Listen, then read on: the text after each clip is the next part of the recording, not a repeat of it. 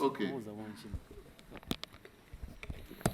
So, Mr. Chairman, I was just mentioning how the rules under the public health has affected the work of the Electoral Commission, has affected them in terms of commencement of general elections with the nomination of candidates for special interest groups. It should have been on the 6th of April.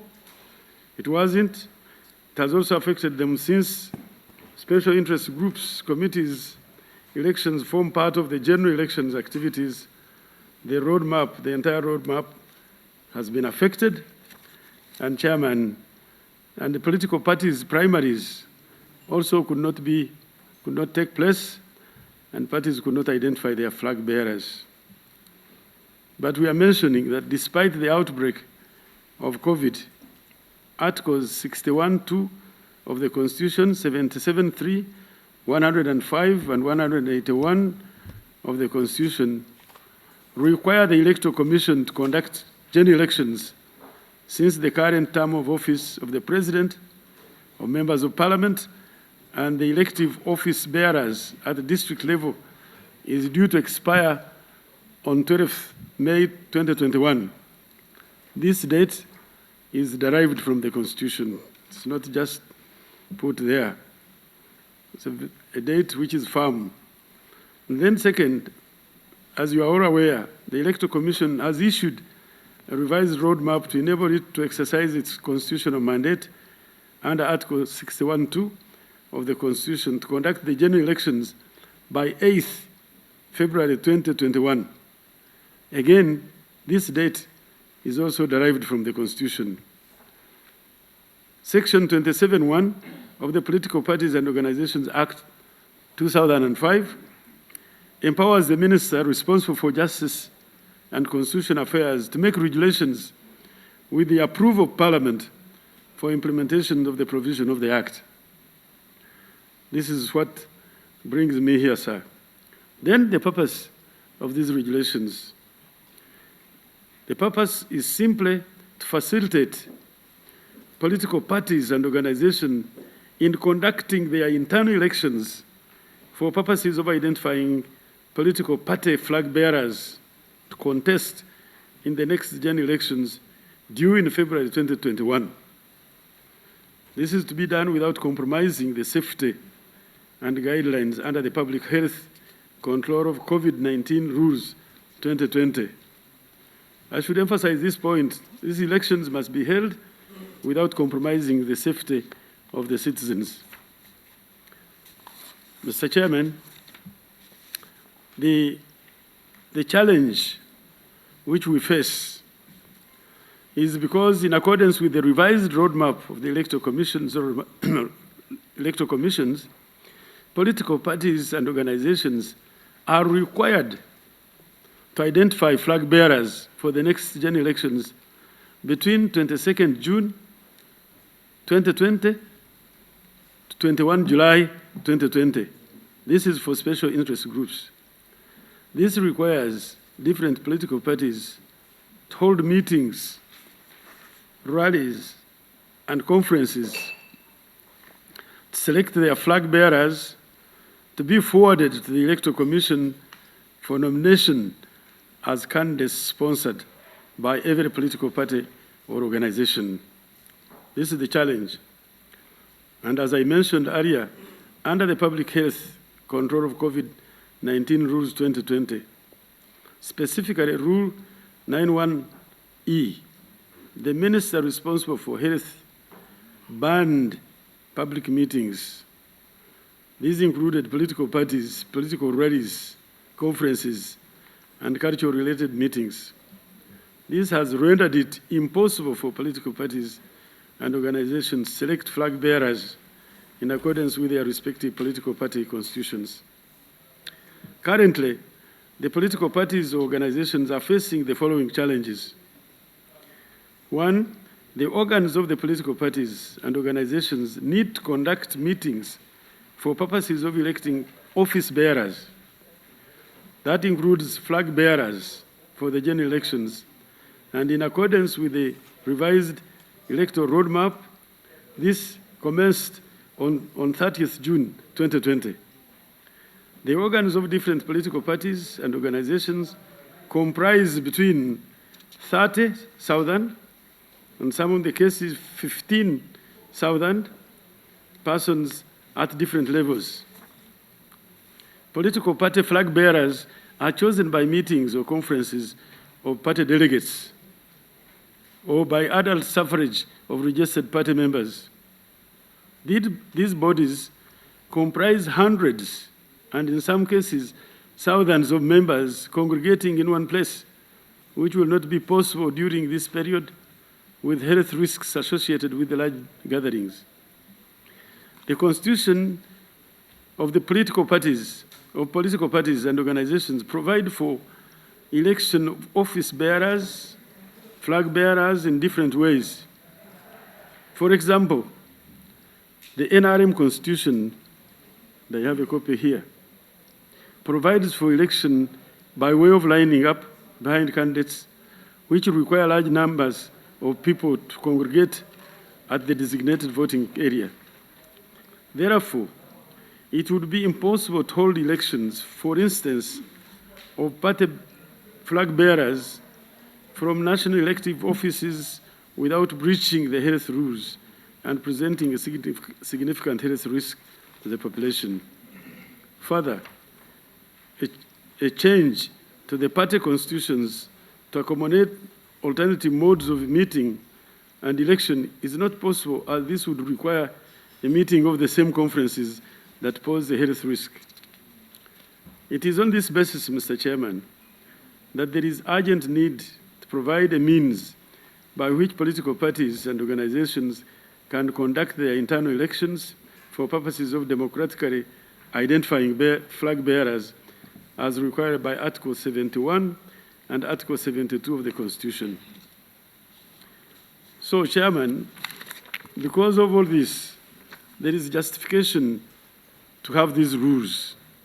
And the justification for these rules is basically based on three fundamental principles. Number one is safety and security considerations. This is a very important point. The safety and security of citizens in the prevailing health situation in the country. It is very important, and the health advice is that it is not safe to hold elections in the usual traditional, conventional manner at this material time. I emphasize protecting the lives of citizens and their property is the first duty of government. And this is a duty the government cannot delegate. Thus, there is a need to enable political parties democratically conduct their internal elections for purposes of identifying flag bearers if the Electoral Commission is to conduct elections under multi-party political dispensation. That's one fundamental principle. The second fundamental principle is the legal and constitutional requirement. Mr. Chairman, the Constitution is the supreme law of the land, and it must be protected, it must be defended, and we must protect it. We must respect it. Accordingly, to uphold the Constitution, presidential, general parliamentary, and local government council elections must be held within the first 30 days of the 122 days before the expiration of the term of government. Without political parties conducting their internal election to elect flag bearers, the elections cannot be held, thereby creating a constitutional vacuum that is likely to cause a crisis that we can avoid. Third, Mr. Chairman, public expectations. I want to emphasize that the public expects elections by 8th of February 2021, as has been the case since 1996. I should emphasize Uganda has consistently held elections every 5 years for sustainable peace, security, and stability of the country. This can only be achieved if political parties are facilitated to conduct the internal elections without compromising the existing COVID rules. Chairman, since the adoption of the 1995 Constitution, the country has transited from the period of cancelling elections, declaring states of emergency, because we would want this trend to continue as a hallmark of transiting from the past when we postponed elections. We know it. 1967 it was postponed, 71 it was postponed, 85 it was postponed. The consequences have been, it is history, it is on record. The country is at peace, there is no external aggression. We would want the elections, as we have done since 1996, to be done. Now, the legal framework, I have very distinguished people here. Mr. Chairman, the relevant laws are also known. The relevant laws regulating political parties and organizations are Articles 71, 72, and 73 of the Constitution. These are there. The Political Parties and Organizations Act 2005 that mainly regulates the registration, the operation of political parties and organizations. Then the respective political party constitutions that are registered with the Electoral Commission and which provide for internal management of political parties and organizations. The legal framework is very well established. So, Chairman, having considered the relevant provisions of the above-mentioned legal instruments, and in particular, Section 27(1) of the Political Parties and Organizations Act 205, which empowers the Minister responsible for Justice and Constitutional Affairs, with the approval of Parliament, to make regulations for the implementation of the provisions of the Act, and specifically Section 10 of the Act, which provides for the internal organization of political parties or organizations, including conducting elections in accordance with the democratic principles enshrined in the Constitution. These regulations have been made to give further effect to Section 10 of the Act.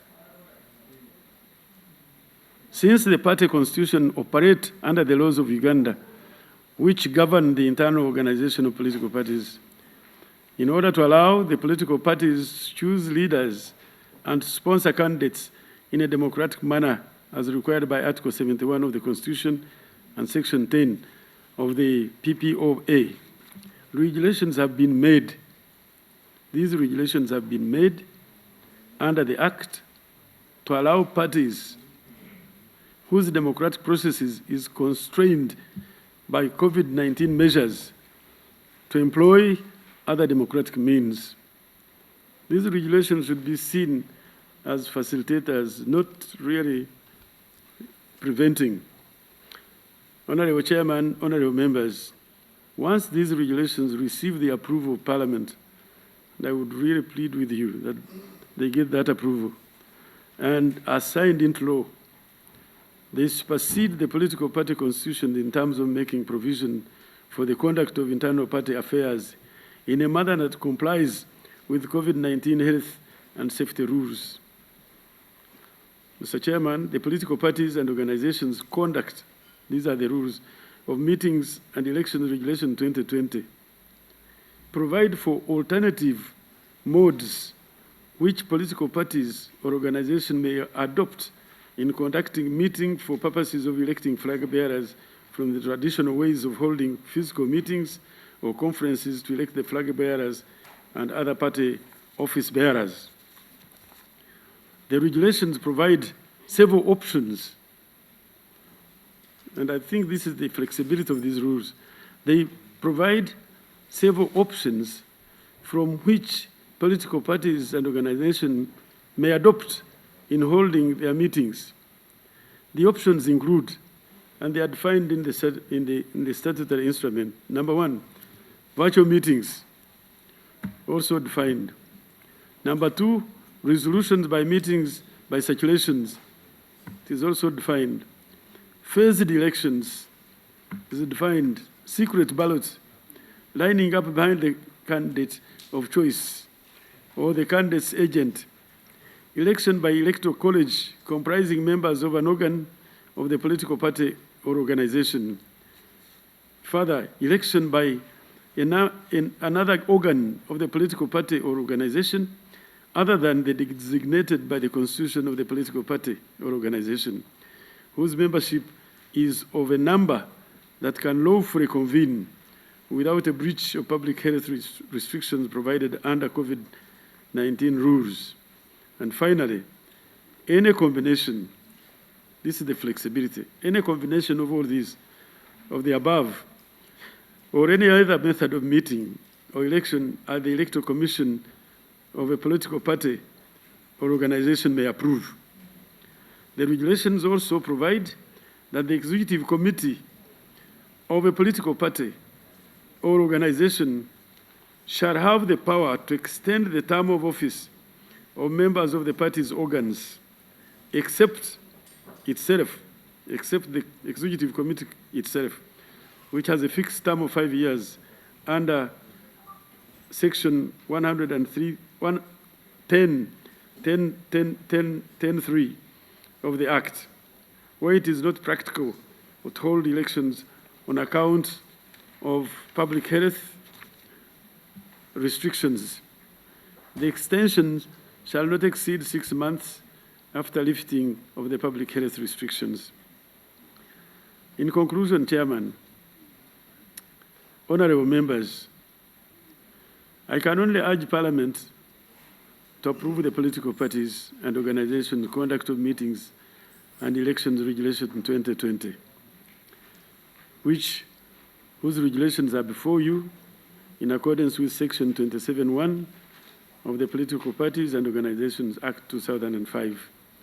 These are intended, Chairman, to facilitate political parties and organizations in conducting their internal elections for purposes of identifying political party flag bearers to contest in the next general elections. Let me repeat why these regulations have had to be made. Number one, COVID is an epidemic, but it is not something that would warrant a declaration of state of emergency to postpone the elections. If we are disciplined, as we have been disciplined so far, from the outbreak up to today, we have behaved and we have avoided death. In similar manner, we can respect these rules and conduct elections without postponing elections. So for us, postponing elections, maybe let me state it this way. If we continue to manage COVID pandemic, and if the situation improves so that the safety of our population is ensured, postponing election is not an option. It's not an option we are considering because we think the country, disciplined as it has shown, can conduct this election taking into account health regulations. I submit, thank you. And I would now, if you permit me, Chairman, because last time you raised issues of practical nature, how is the Electoral Commission going to implement the provisions of Article 7, questions of are you ready or aware COVID pandemic has presented unique health safety situations? All those questions you raised last time, if you permit me, because that's why I came with a team. That's why I came with the Land Attorney General, and I have come with the Electoral Commission. Electoral Commission, of course, is independent, but we all account to you, sir. If you permit me, then the question of specific reply to the specific question that you raised, I could invite the Attorney General, and in turn, the Attorney General, being principal legal advisor of government, can collaborate with the Electoral Commission to answer specific questions which were raised in our last meeting last time. Thank you. Thank you. Honorable Minister, of course your prayers will be granted. I just wanted to know the procedural question raised earlier, whether the copies of what you've just stated has been made available to you so that you can submit to the committee. You know, we really got ourselves indulged so much to, I hope we are not asking too much. Two, I think the Attorney General and you would get into some of the questions that were policy in nature.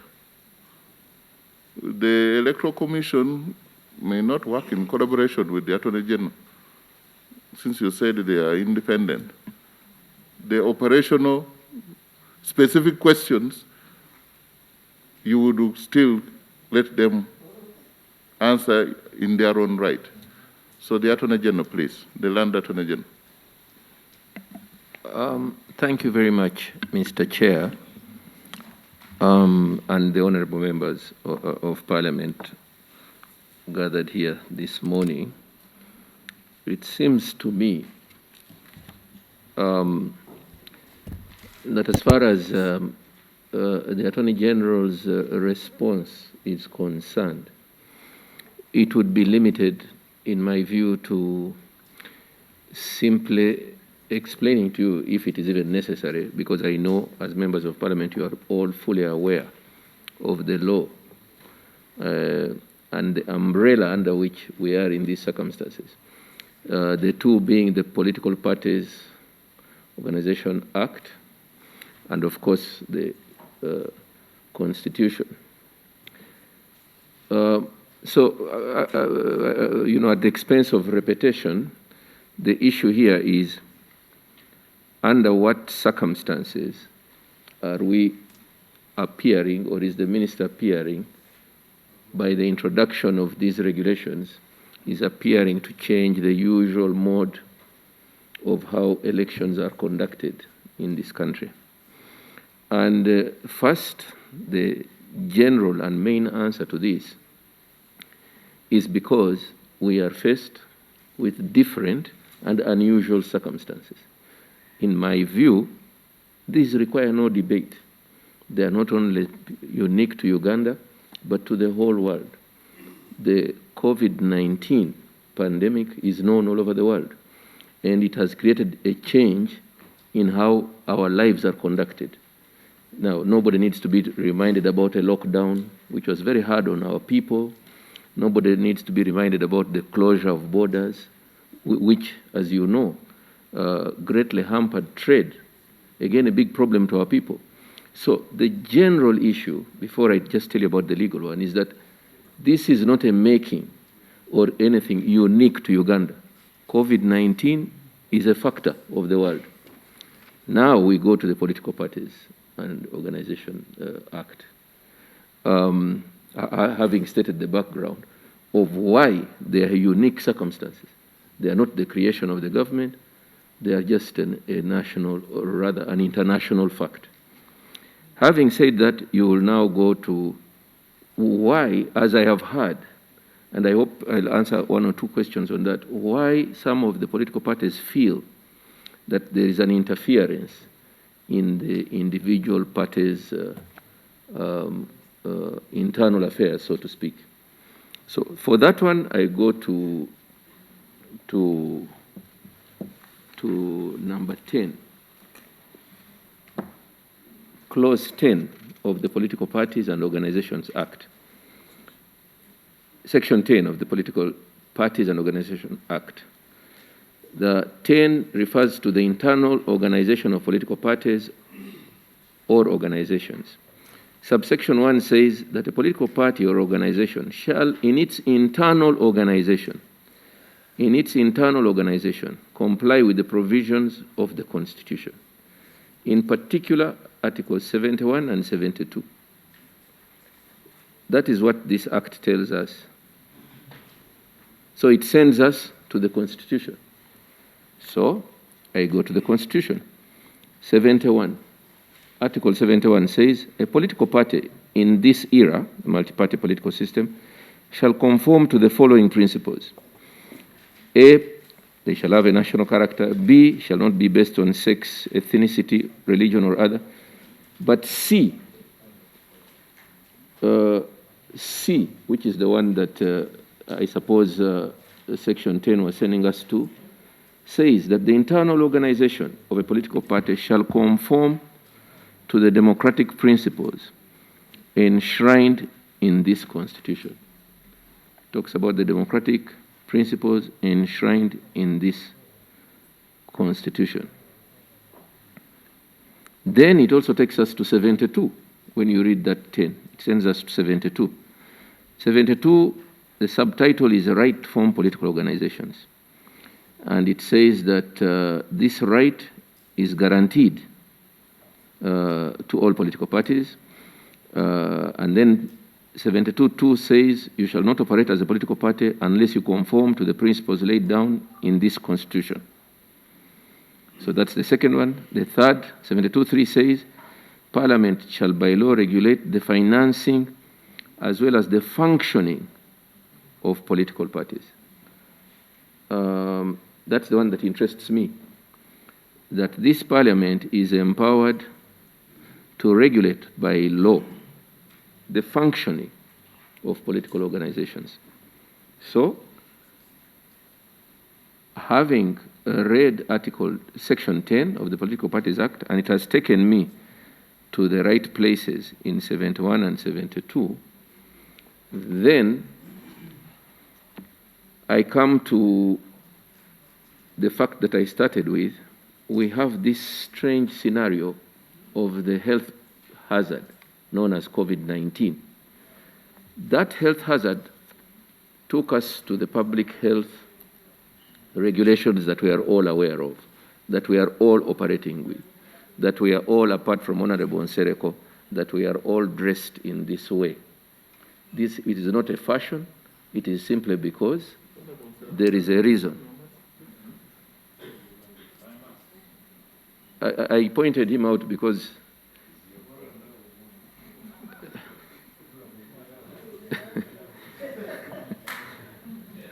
Let's avoid being examples for the Attorney General. I avoided the Shadow Attorney General out of respect.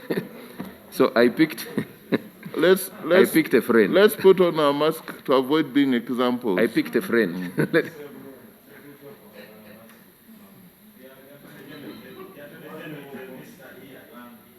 I thought you've just come. Do you have a I didn't ask anyone to put on mask. I just said that the reason why we are all in this way is because there is a health hazard.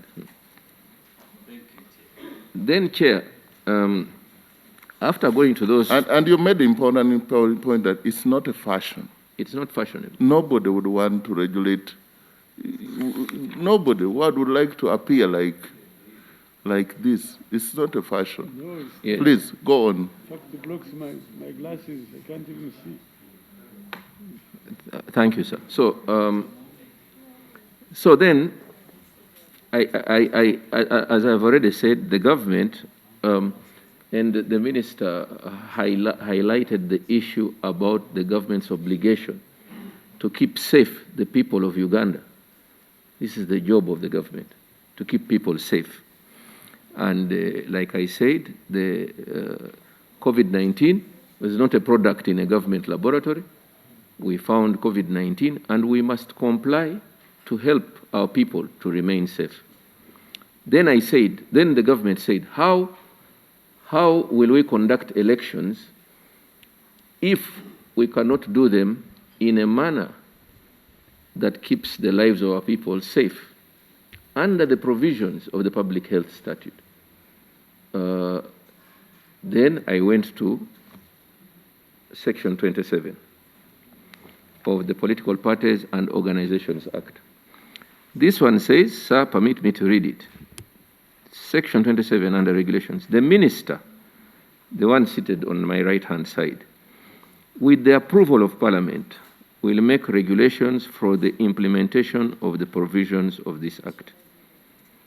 The second one is about penalties, if there are contraventions. So now, sir, in the context of these four, Section 10 of the political parties, Section 27, and the two articles of the Constitution, Article 71 and 72, I found that I had ring-fenced our constitutional mandate to now see, in order to meet the constitutional mandate of holding elections every 5 years. How can we do this under these circumstances? I found that these four pieces of legislation ring-fenced our ability to bring these rules to see, and I was saying it last time, that together with the political parties, to see how we can conduct the elections but remain safe. To see how we can conduct the elections but remain safe. So once we had found those four, we now went to trying to draft these regulations. And I dare say we would be happy to hear something else that might be added, if it is not there, in conformity with our desire to have these elections, while least keeping clear attention to the public health risks. Why? Because the public health risks, if abused, result in death. And remember, I said that the job of the government is to keep all its citizens alive. So, sir, as far as I was concerned, that is what we did and have brought these regulations for your interrogation. Before you take leave, in your opinion as the landed Attorney General of Uganda, is there any contradiction? I know there are contradictions, but is there a contradiction that infringes upon, contravenes the Constitution? Specifically, are there such that these regulations they are bringing up is against the Constitution? No, because the reason why I was belaboring. We just want to have you on record. Yes. Whether there is any of the proposed clauses here is in contravention of the Constitution. No, not that I'm aware of. Not that I'm aware of. And of course, Chair, when you the manner of your question suggests that you are trying to entrap the Attorney General of Uganda, and that's precisely what I'm saying.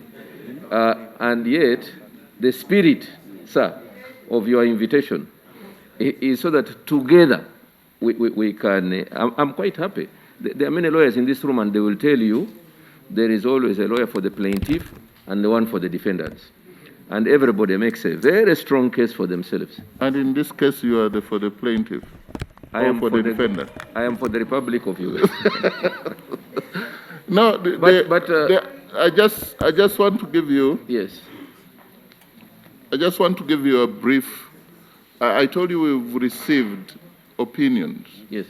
Yeah, that was not my question. I just wanted you to be clear that you know for sure.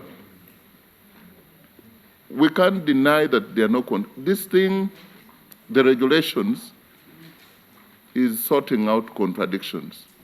But in sorting out... It is an attempt to sort out contradictions. Because, yes. Because it means you are faced with certain new circumstances and you are trying to get the best you can. Yes. And the contradiction is not man-made. Precisely. And yes, so I'm saying that because other people have said that it contravenes. The very articles you were referring to, So I just wanted you, Yeah, yes. nobody else can comfort this country about the constitutionality or unconstitutionality of a matter before the Committee of Parliament, other than the landed Attorney General.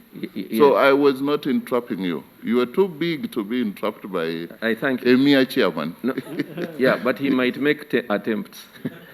I just didn't. Now, Honorable Chair, I wanted to, I see the Honorable Basari as soon as he can leave his phone.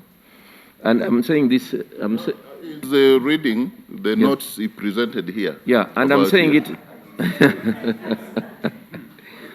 I'm just raising the issue. If you allow me, Mr. Chair, to address the issue.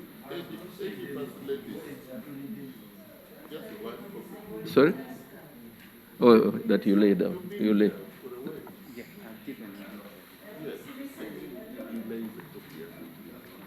What is it, Basari? That should be a sign of friendship. You should be very happy that your friend has picked on you. I have not said anything wrong. I just wanted your attention. So, Well, Honorable Chair. Well, Mr. Chairman, sorry for intervention. I just wanted to allay the anxiety of members by requesting that I formally hand to you copies of my presentation. You formally lay. Formally lay on the table. Yes. The copies of the presentation and as well as the copies of the statutory instrument that is proposed. Thank you. It's received. Thank you.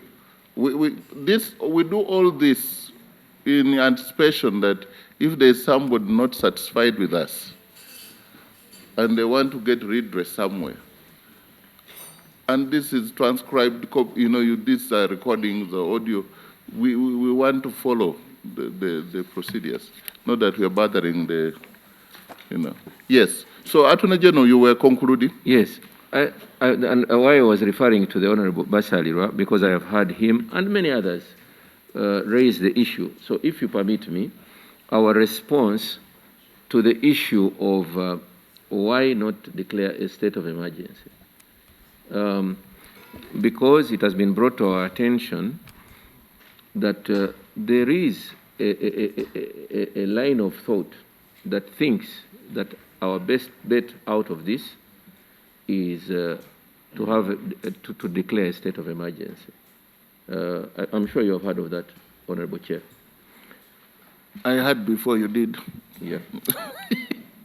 So you might want to know, sir, that that's where we started in our thinking. So anyway, and I think, and like I said, we came here and we come here always in the spirit of presenting what we think is the best solution and listening to alternative facts.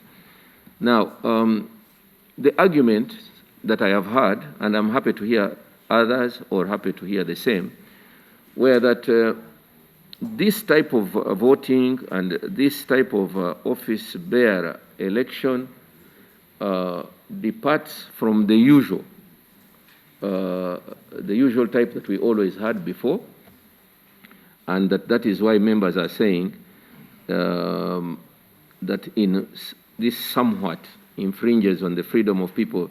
Somebody was saying last time when I was here that the voters need to see you, they need to see your dress code, they need to see your, to hug you.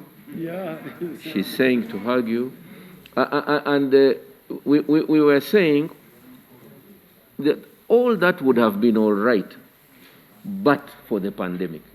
All that would. So sometimes it appears to me that we temporarily suspend the idea that we are under unusual circumstances. And yet we are. Because hugging in and of itself is one of the main things. It is such close body contact. And of course, my colleagues here will come later. It is one of the main things that the health rules ask us not to participate in. Close contact. That is why I picked on the Honorable Nsereko to put on a mask, yet he's so far away from me. But they tell us that the droplets, etc., etc. So, sir, here is my quick answer to why. My quick answer to why we think there should be no state of emergency. You see, this is a situation, as you all know, under 110 of the Constitution, Article 110, which permits the government to call a state of emergency. If I go to it quickly, it says that the main one, the President may, in consultation with the Cabinet, by proclamation, declare that a state of emergency exists in Uganda or any part of Uganda if he is satisfied that circumstances exist in Uganda or in that part of Uganda, and the circumstances are there. One, that it is threatened by war or external aggression.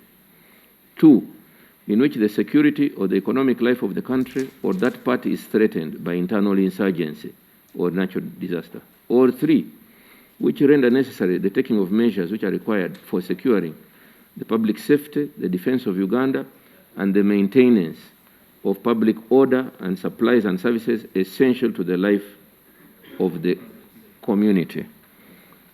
Can we have some order? We all know where Honorable Kajara comes from, but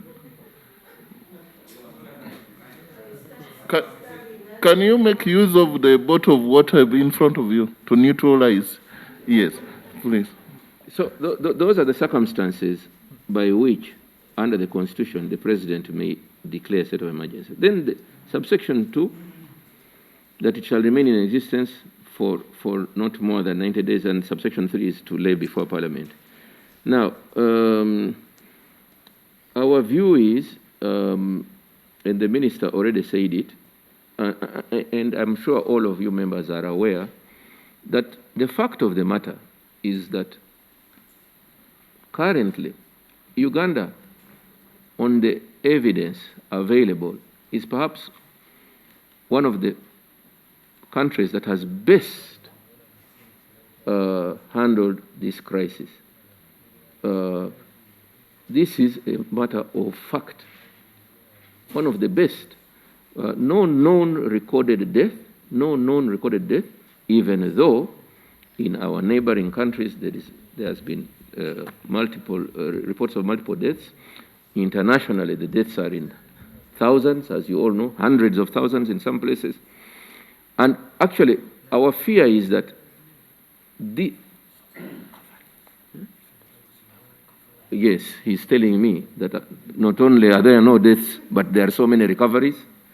But you know, it's very difficult to whisper when you have masks. So we actually heard what he said. Oh,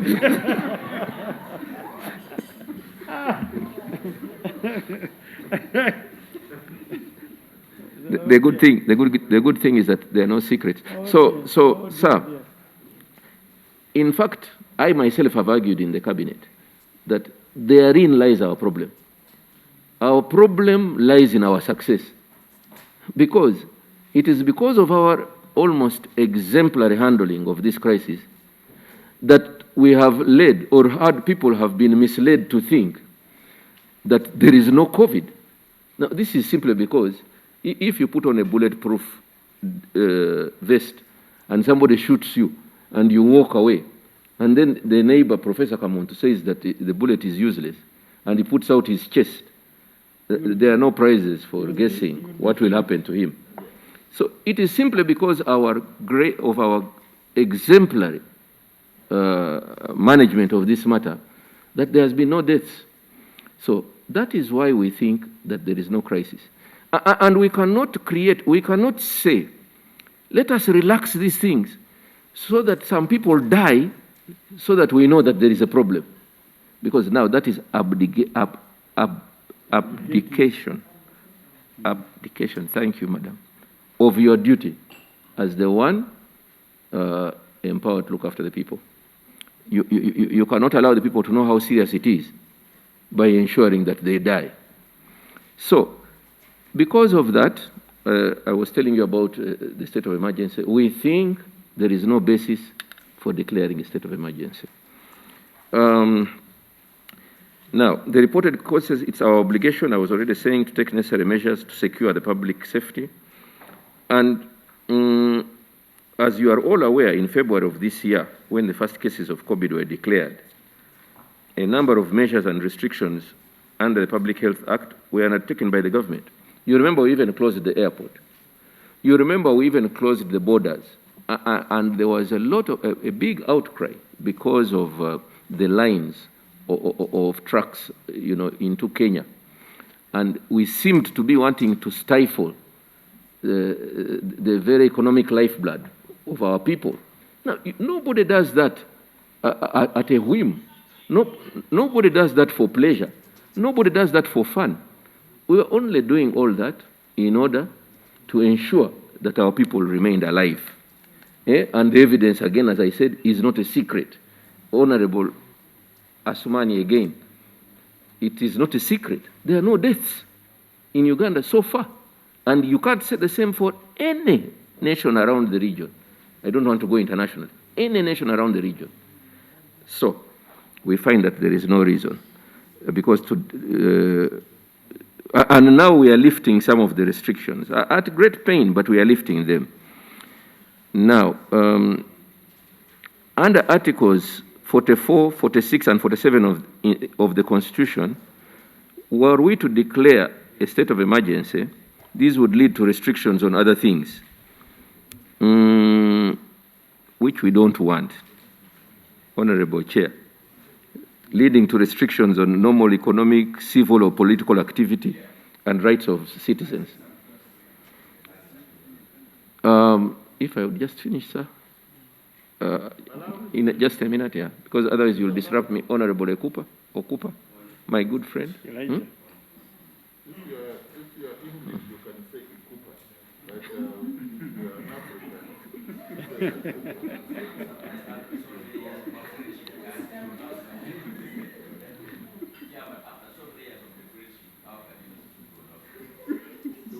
I was speaking as an Englishman.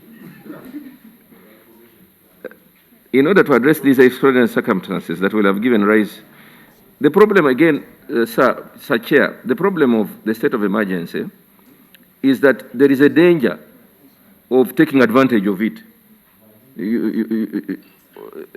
to introduce some other restrictions or for any other self-serving purposes. Because once you declare a state of emergency, you now retain certain powers, and you might use them for self-serving purposes. So I'm just saying the reason why we opted against the declaration of a state of emergency. And that's why I gave the history, the simple background of where we were now. Therefore, sir, considering that currently in Uganda the cases of COVID-19 have been contained, mainly by applying these health restrictions and measures, and these measures have proved to be efficient, because I've already reminded you that the evidence is there. They have proved to be efficient to control the spread. We therefore think there is no justification or circumstances that exist currently in Uganda for the president to declare a state of emergency. That is our reasoning for why we think the state of emergency is not applicable at this point in time. So I thought, after first laying for you... Just before from myself, yes, sir. From the chair, how would the state of emergency help? Why do people declare a state of emergency? It's in the Constitution. But how would it help? Because when you declare, in my thinking, is you are suspending operations of some of the rules and what to help you in the procurement of things to manage the situation. As the Attorney General, you've made a case for no, maybe help Ugandans, help us to appreciate what are we missing in the state of emergency. Thank you, Chair. You are saying how would a state of emergency help? I'm answering to you that a state of emergency cannot help. I'm saying precisely that. I'm saying to you that it cannot help, because everything that we could have done under a state of emergency, I'm saying we can do now And we are doing now. Actually, my answer to you is that in our view, a state of emergency would not help in any way or make this situation any better than it is now. That is our view. That is our view. And it was in answer to what I was hearing people saying, why can't he declare a state of emergency?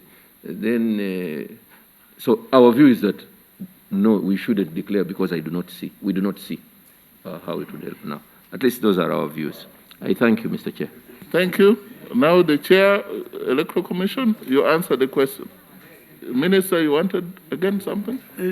Just to add to the excellent presentation from the Attorney General on the legal dimension, there is also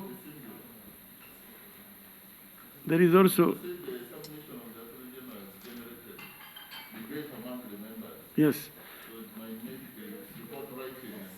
No, I was. They will get opportunity to clear so that the report writing reflects the true picture.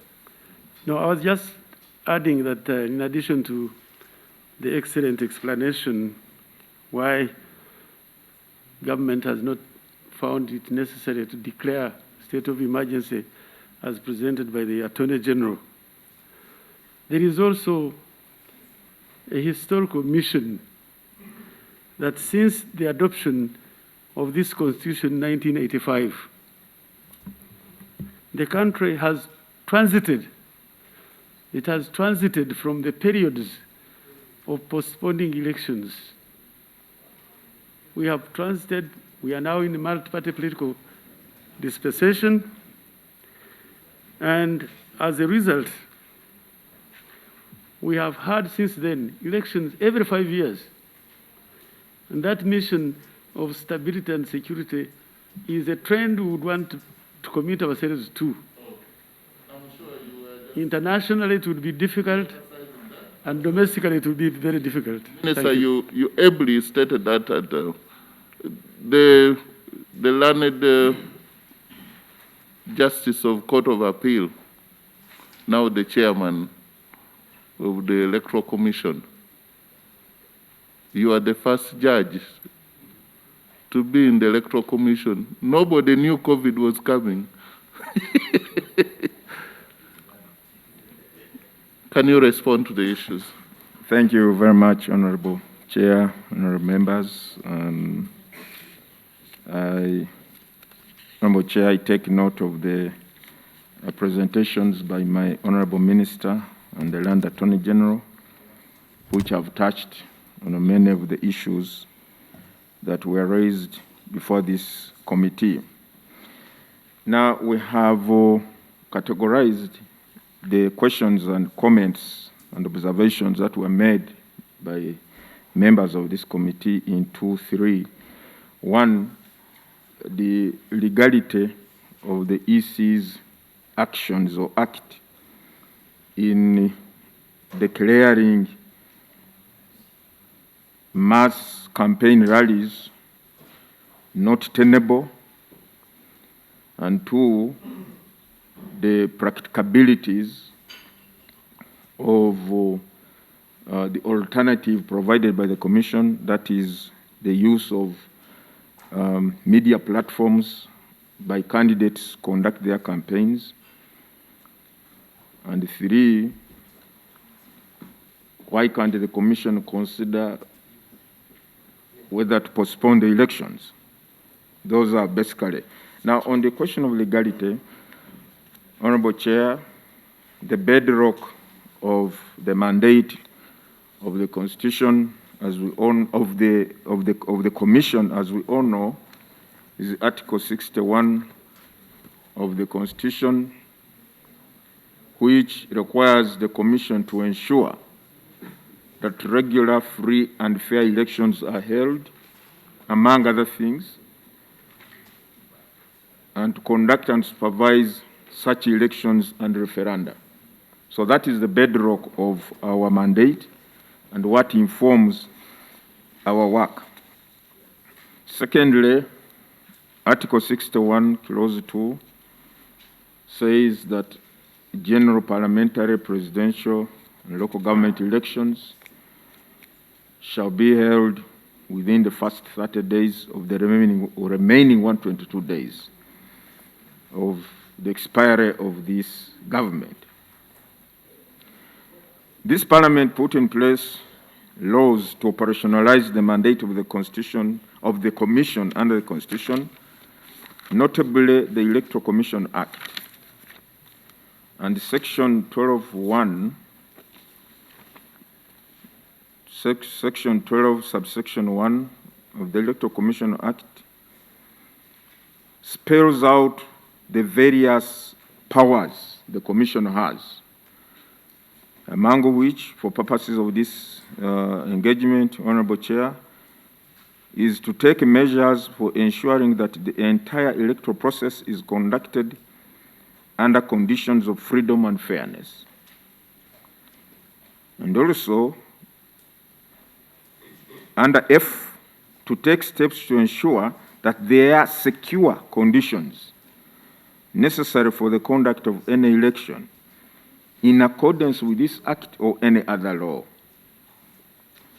Then under H, to ensure that the candidates campaign in an orderly and organized manner. Now, as I said right from the beginning, Honorable Chair and members, the roadmap the Commission, the revised roadmap the Commission launched on the 16th is not an entirely new document. It is the same document in content as what we rolled out in December 2018. Just a minute to interrupt you. Our expected guests are already here, the Secretary General of the NRM party and the team. We shall invite you to listen in silence as we thank you for keeping time at 12 sharp. That is, I think, why you are the Secretary General of NRM.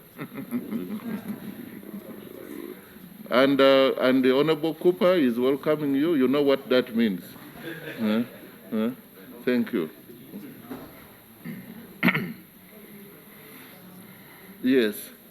Sorry for that. There was no way I would ignore, especially the Secretary General. And but which page are you referring to, my lord? Oh, sorry. Of your presentation. I should have started.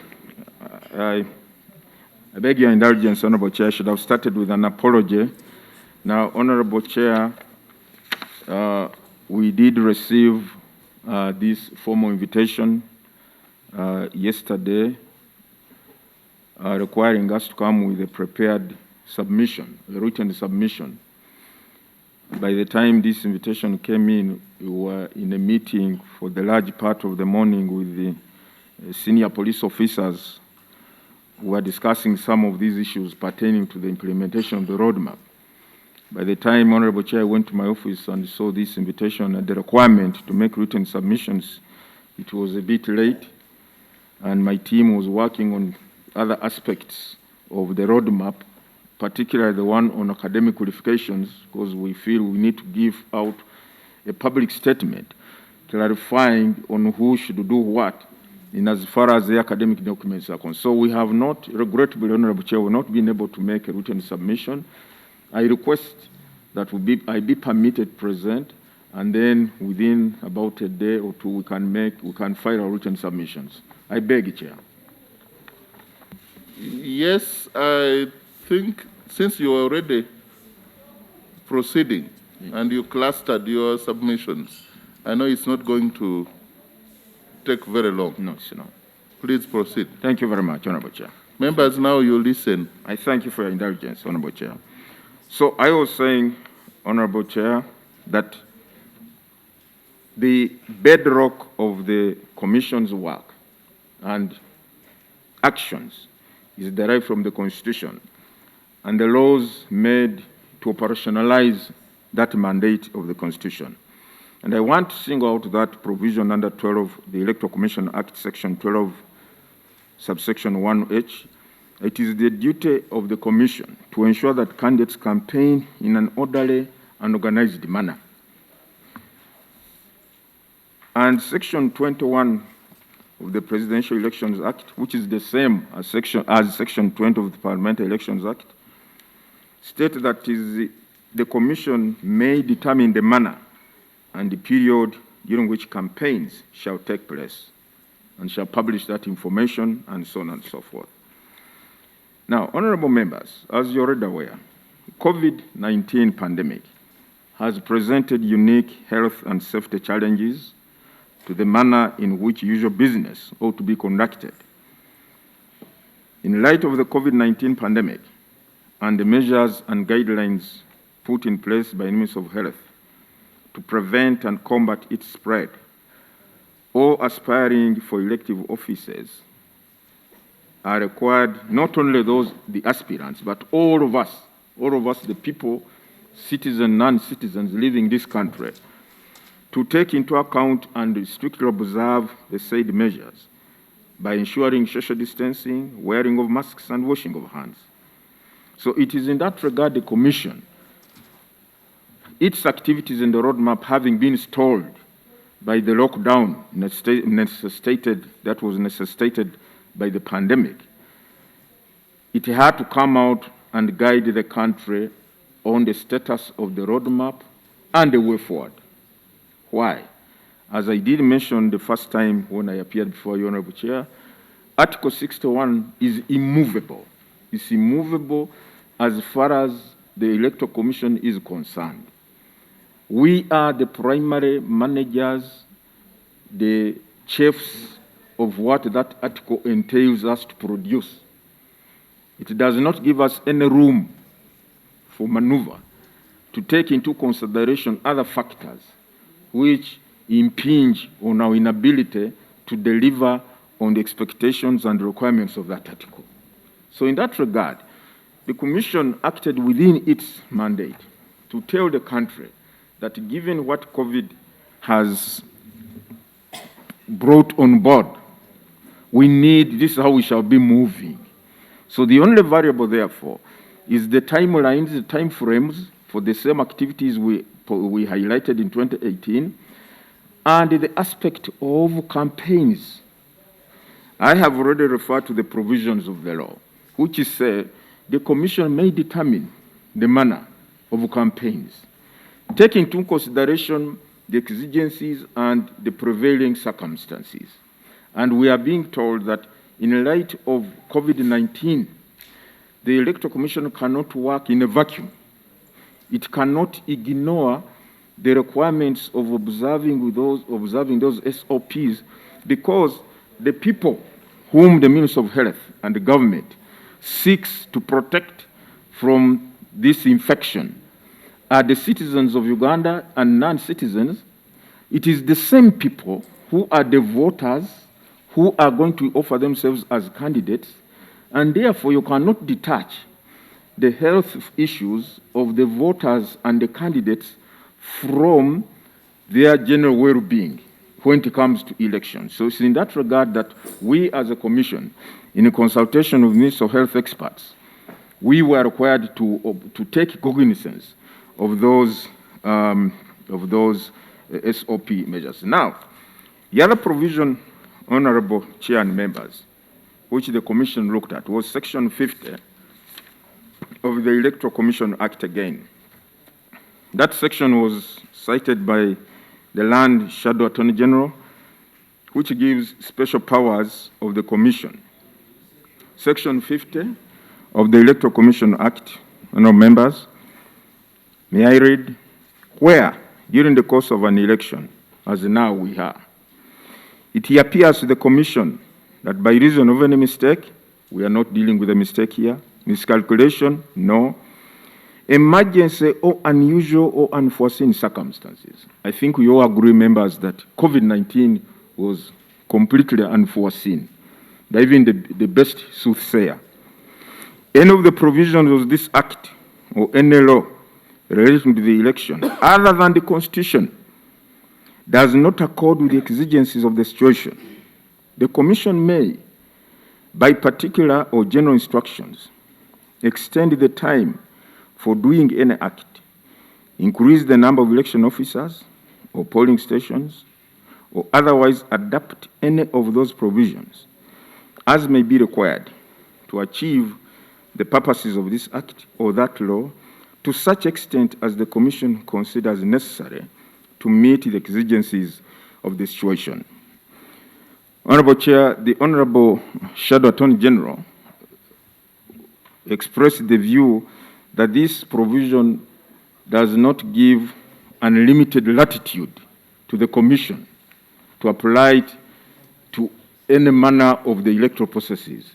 It only confines, it restricts the Commission to those mentioned aspects of extending the time for doing an act, increase the number of election officers or polling stations. You cannot extend it to the process of how campaigns should be conducted. But that's not true, Honorable Chair. I beg to, with due respect, I disagree. If you look at subsection 2 of the same act, same section, it says, for the avoidance of doubt, this section applies to the whole electoral process. It applies to the whole electoral process, including all steps taken for the purposes of the election and includes nomination. This provision, in short, honorable members, says where there is an unforeseen circumstance, as we have COVID, there are laws which provide for a certain activity or act or thing. Maybe it has set the timeline, maybe it says you shall do this in such a manner. But because of this unforeseen situation, the Commission may use this section to do some other thing not specifically provided for in any of these electoral laws for purposes of ensuring that it complies with what it sets out to do. And in our view, we are saying that subsection 2 gives us that latitude that we can apply this section to any other activity other than those which have been spelled out. So coming from this Honorable Chair, we felt we were within the law when we said that mass public rallies shall not be conducted in light of COVID-19. It has been argued, Honorable Chair and members, that by doing so, the Commission, therefore, is, one, denying the candidates a fundamental right to address their voters, and two, it is creating an election that is far from what is envisaged under the Constitution.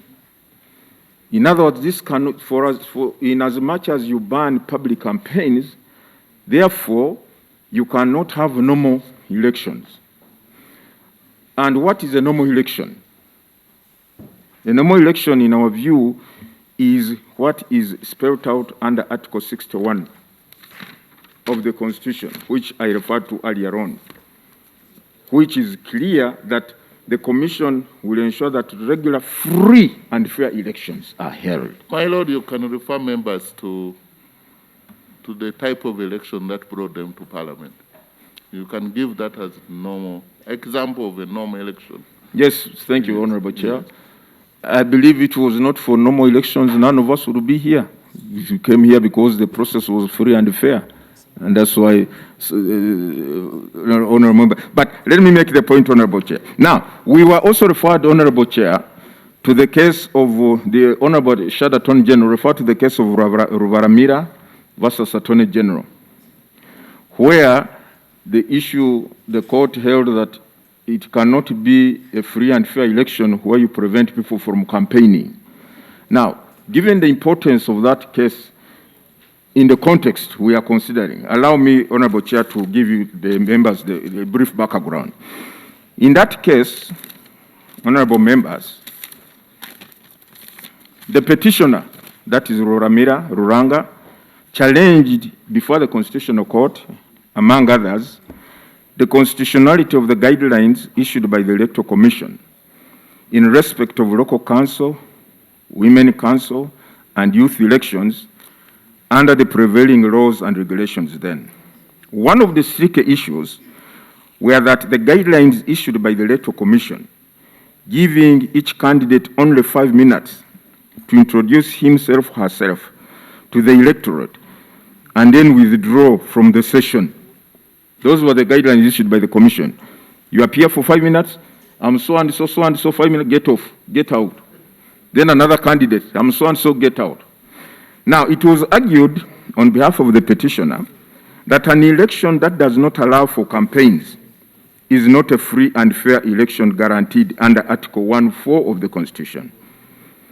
It was also argued that the Electoral Commission, by issuing the guidelines that did not allow campaigns and had not given sufficient time for campaigns, contravened Article 61(1)(a), which I've just referred to, of a free and fair election of the Constitution, that enjoins it to ensure a regular, free and fair election. The court observed, the Constitutional Court, that the term free and fair elections, quote, free and fair elections, is not defined in the Constitution or any other law. Then the court referred to the case of Dr. Kizza Besigye versus Museveni Kaguta Yoweri, presidential election petition number 1 of 2001, where the Supreme Court discussed the concept of a free and fair election under Article 1(4). And I quote, this is what the court said. The concept of free and fair elections is not defined in the Constitution or any act of Parliament. To ensure that elections are free and fair, there should be sufficient time given for all stages of elections, that is nomination, campaign, voting, and counting of votes. In the wisdom of the Supreme Court, that's what constituted a free and fair election. Now, honorable members, the court found, therefore, that by allowing a candidate to merely introduce himself or herself for just 5 minutes, without being given an opportunity to campaign, was an anomaly. That in a multi-party system, any law that restricts or even bars political parties from campaigning in an election at any level does not meet the standard of a free and fair election stated in Articles 1, Clause 4, and Articles 61, Clause 1(a) of the Constitution. Now, applying those facts, honourable members, to the present, the Commission has said no campaigns. The Commission has only said that owing to the need to observe the SOPs to fight the pandemic and the danger associated or the risks associated with large mass rallies, the alternative the Commission is suggesting is for the people to campaign via the media. The media is not a new concept. Is that the same as banning campaigns or giving the candidates inadequate time or opportunity to campaign, which appear to be an issue in the Rabiramira case? I do not think so. Furthermore, the concept of media campaigns, Honorable Chair and members, is not new. This August House, in passing the laws, the Presidential Elections Act, Parliamentary Elections Act, was cognizant of the importance of the media in furthering our democratic processes, particularly in campaigns.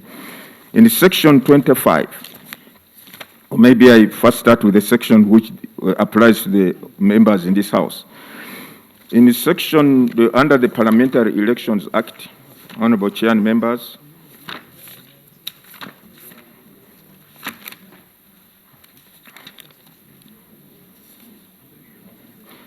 to 22. My Lord, I hope you are towards your conclusion. Yes, sure. I'm about to conclude. Section 22 of the Parliamentary Elections Act, the rights of candidates. Subsection 1.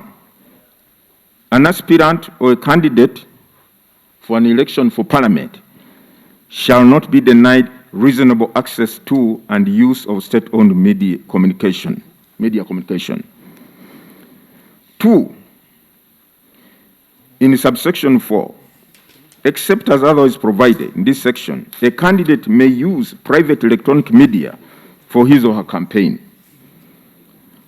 So important is the use of media that the Parliament, even deemed it necessary to put in place prohibitive acts when you are campaigning or using the media under subsection 6. In particular, the following acts are prohibited. 1, making statements which are false, knowing them to be false, or in respect of which the maker is reckless, whether they are true or false.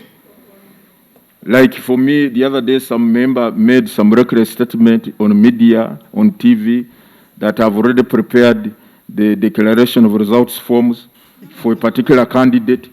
I'm keeping it in my drawer. I'm only waiting for this ritual to be over, and I announce what I've already done beforehand. Yeah, that is very reckless, honorable members. 2, making malicious statements. I think it's not just reckless, but very irresponsible. Thank you very much, Honorable Chair. Making malicious statements. 3, or C, making statements containing sectarian words or innuendos. 4, making abusive, insulting, or derogatory statements. 5, making exaggerations or using caricatures of the candidate or using words of ridicule. 5, using derisive or mudslinging words against a candidate. Or G, using songs, poems, and images with any of the effects described in the foregoing paragraph. And then subsection 9, it says a person who contravenes any of those provisions commits an offense.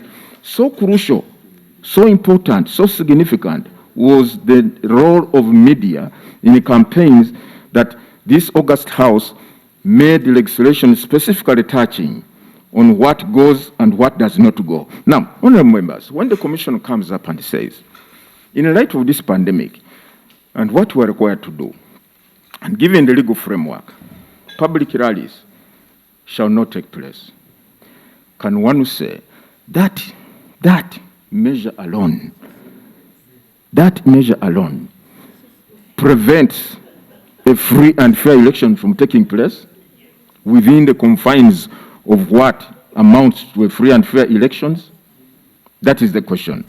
So in my submission, Honorable Chair, we believe that the Electoral Commission acted within the law in coming up with the said measures. And secondly, we have also said the Commission is having consultations with various stakeholders in a bid to explore other possible channels or avenues which can enhance the process of the candidates and the voters linking up.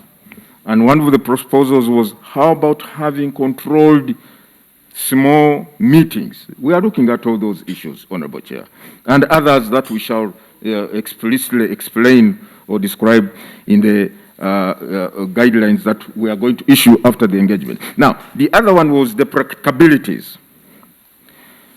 Look at the challenges of requiring people, particularly candidates, to campaign on media, using media platforms. Most of these, the bulk of the media industry in Uganda is in private hands. I'm not aware, Honorable Samuju, maybe you are informing me. But now, if Honorable Samuju owns the radio in Ikira, okay, and and someone is coming to challenge him and probably unseat him, how will this opponent be able to access Honorable Samuju's radio in that area? So the commission, in short, is saying we have taken stock of these concerns which are genuine, which are real. We are in discussions with the Minister of Information and Technology, I think. We are in discussions with the Media Council. We are in discussions with the UCC. We are going to have discussions with the NAB, National Association of Broadcasters. We have already held discussions with the political editors and reporters. We have discussions with online platform operators. We have discussions with radio talk show hosts and TV talk show hosts. So the commission is coming up to look at all these attributes that can enable the candidate. For the hugs and so on, we are sorry. We are told don't come in Tonse Mberera. I don't know how you are going to get a hug at the same time you observe Tonse Mberera. So these are issues that maybe Minister of Health should come up and advise us. But for us as the commission, we are saying in the circumstances, the commission, we are prepared, we are ready to ensure we conduct a free and fair election. which will be encompassing, which will be involving, which will give the candidates and their voters to make an informed choice. The candidates to propagate their programs and their views, and for the voters to make an informed choice of who will best represent them in Parliament. The same provisions regarding the media, honorable members, do also appear in the Presidential Elections Act. Now, on the issue of Electoral Commission, given the challenges that exist now, why don't you say you cannot do it, you cannot proceed? Why don't you say you should postpone the elections? As I said, honorable members, if you look at Article 61, it does not give us even an inch to have that consideration in our minds. First of all, the postponement of an election must be premised on the current legal framework. And the current legal framework says a state of emergency has to be declared. My senior ministers and Attorney General have already, not my senior, my boss, the Minister of Justice, has already alluded to that. Attorney General have discussed that. Let me say this, but Before you say that, I want to give you information. Yesterday it was shared with us here that Electoral Commission, you are behaving like a pilot, and the plane is full, but before you take off, you're being advised that the weather is bad. Now, because you are en route to, say where? Japan, Tokyo, you say, I must go. That was the analogy used yesterday, not very friendly. So, you have passengers who are not aware of the weather, but you've been made aware. You have everything you need to go, and you are being advised that, you know what, you can't go now. So I want you to speak when you are responding to that, when you know members have that in their minds. thank you, Honorable Chair. My understanding is that though I do not belong to the airline industry, but my understanding is that whatever instructions they get, is it they call the control tower or something? And secondly, meteorological department or something, all right? Now, in this particular instance, those are the experts who relay the information to the control tower, and the control tower which controls the flights and so on and so forth. Now, in our case, the experts in the COVID fight are the Ministry of Health. We had a meeting with them. And in our discussions, they advised, yes, you can have these elections provided this issue of the gatherings, large crowd gatherings, is avoided. We had a discussion with them, who are similar as the weather experts. Yeah. So in this particular instance, we do not just take off on our own. We are following what actually yesterday, Honorable Chair, we were supposed to have had a meeting with the Minister of Health. Yes. The health ministry is the Honorable members, let's listen, and in a few minutes we should be able to interface with them. Yeah, the health ministry is the meteorological department, and this is the control tower. Thank you, Honorable Attorney General, for that clarification. So, Honorable Chair, I want to be on record. So, did the health ministry give you an alternative route to get to Tokyo? With these SOPs? Yes. Yes, the health ministry guided that provided one, you avoid mass public rallies. As we know them in Uganda, we all know them. Secondly, for the other measures, you put in place the SOPs. For example, I have said, and I repeat for the record, with the exception of campaigns, not mass rallies, but campaigns will nevertheless take place. The other issues, attributes of a free and fair election, nomination is going to take place as traditionally, or as it is normally.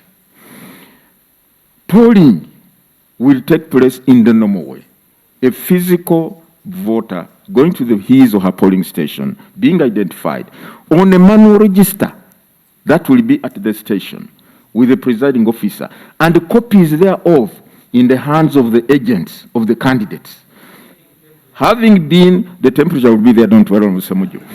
Having been identified, then the voter will be given the physical or manual ballot paper, go to our booth, which is the basin, tick or thumbprint, and drop in the ballot box. We shall put in place all those measures.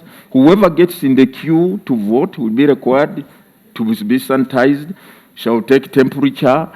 We shall make sure that the equipment at the polling station are regularly sanitized, the pens, the BBVK machine, and so on and so forth. So in our discussion, we were of the view we could manage the processes at a polling station and observe SOPs. Unlike a public rally, Honorable Nsereko is going to come with about 10 trucks loaded with his supporters, singing and drumming, packed like sardines, stepping on each other, their sweat dropping from one another, this one shouting, saliva running on the mouth of this one. How do you guard against that one, Honorable Chair, in a campaign? Are you suggesting that Honorable Nsereko's supporters have oozing saliva? No. Yes, my lord, I think you should be concluding. Yes, I wish to conclude and say, the law says, we had agreed that the law says. we hear them in, yes, so that because there were our questions is responding to, not a new thing. The law says that. But I will start here with the landlord, and I've seen 3 hands already. Yes, the authority to declare that the situation in the country amounts to a state of emergency does not lie with the Commission. Secondly, from the perspective of elections, or in the context of elections, it's not enough to say there is a situation that amounts to a state of emergency. That situation must be such that it prevents a normal election from taking place. And the normal election, we have said, is one which does not guarantee a free and fair process from being conducted.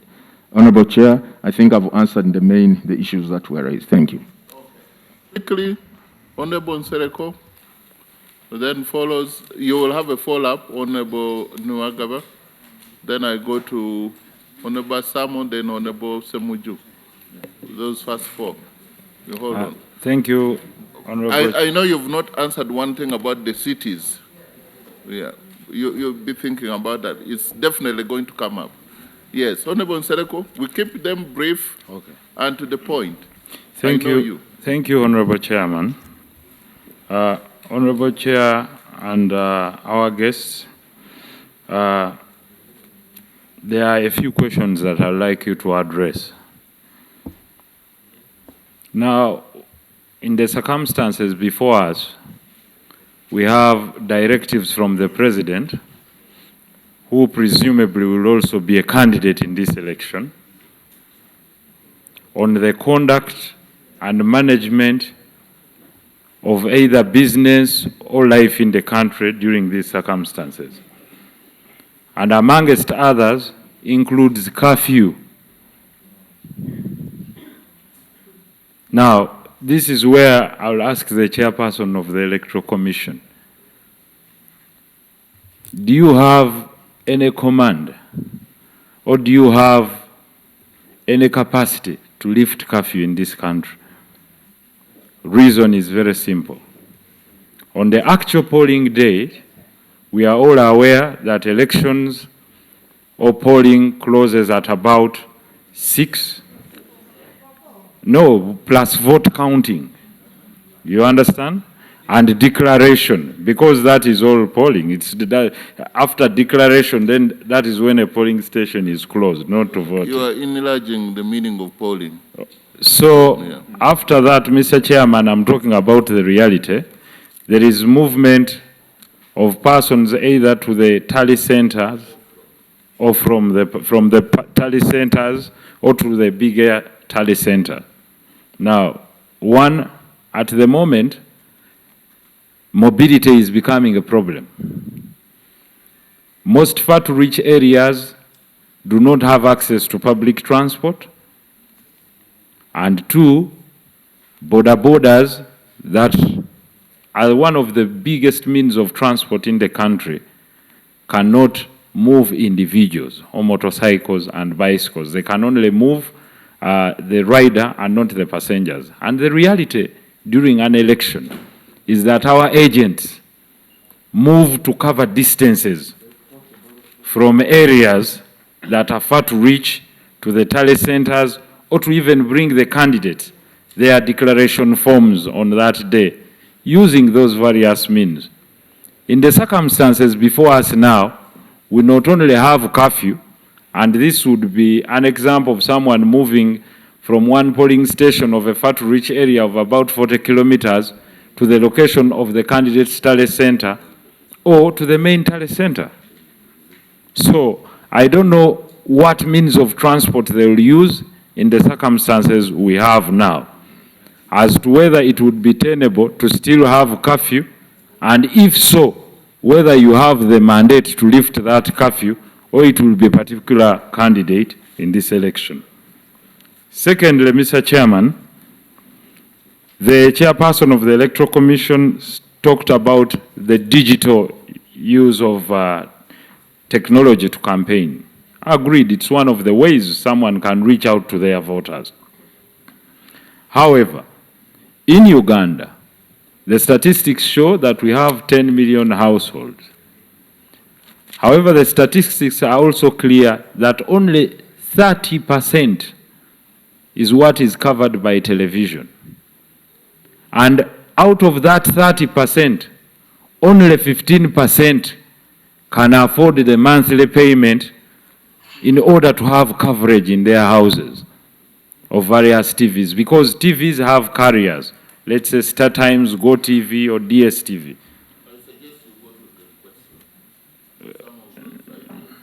No, Mr. Chairman, I'm speaking now because I want our points to go across. I request that you give me some little time to pass on this. Please, we have many people in here. event of that, don't you think some people will not have the chance to listen to the message from different candidates? In so doing, did you also put into consideration to the access to power? Out of 10 million households, only 2.5 million in Uganda are connected to electricity. And only about 1.8 have the capacity to pay for it consistently year in, year out. So, how will that message roll out to them? Finally, if it's internet, connectivity to internet by use of, let's say, Instagram and any others, yes, very many people have phones, but the cost of data. So, don't you think your budget should reflect the interventions made by other ministries to remove the bottlenecks that would come up during the campaigns, or even be reflected in your funding? Honorable, finally, the Minister for Constitutional Affairs talks about lining up behind a candidate as an option. And his suggestions are premised on the notion that gathering people would be dangerous. I have no doubt. However, lining up of people envisages first gathering them in an area, and then automatically for them to line up. There is no presumption that they will come moving in lines up to the polling station. Don't you think this defeats the very same purpose you're talking about? Finally, Okay. No, Mr. Chairman, we have special interest groups. We have a special interest person here. We'll ask the question. Okay, thank you. Thank you. Honorable Nwaga. Yeah, Oh, thank one. you, One. Mr. Chairman. Just two issues. One, I wanted to know from my learned friend, the Attorney General, whether he addressed himself to the Public Health Act of 1935, under which the COVID rules were pronounced, and as to whether that Public Health Act and the rules made thereunder comply with the provisions of Article 292 of the Constitution and Article 29, Sub-Article 1, C, D, and E of the Constitution. That's one. And two, is whether that Public Health Act and the rules made thereunder, COVID rules, comply with the provisions of Article 292 of the Constitution, read together with Article 29, Sub-Article 1C, D, and E of the Constitution. Two, since when did subsidiary registration in the form of the political parties and organizations, conduct of meetings and elections regulations, since when did subsidiary registration tend to usurp the Principal Act and the Constitution in light of the provisions of Article 71, Sub-Article 1C of the Constitution, read together with these regulations you are bringing?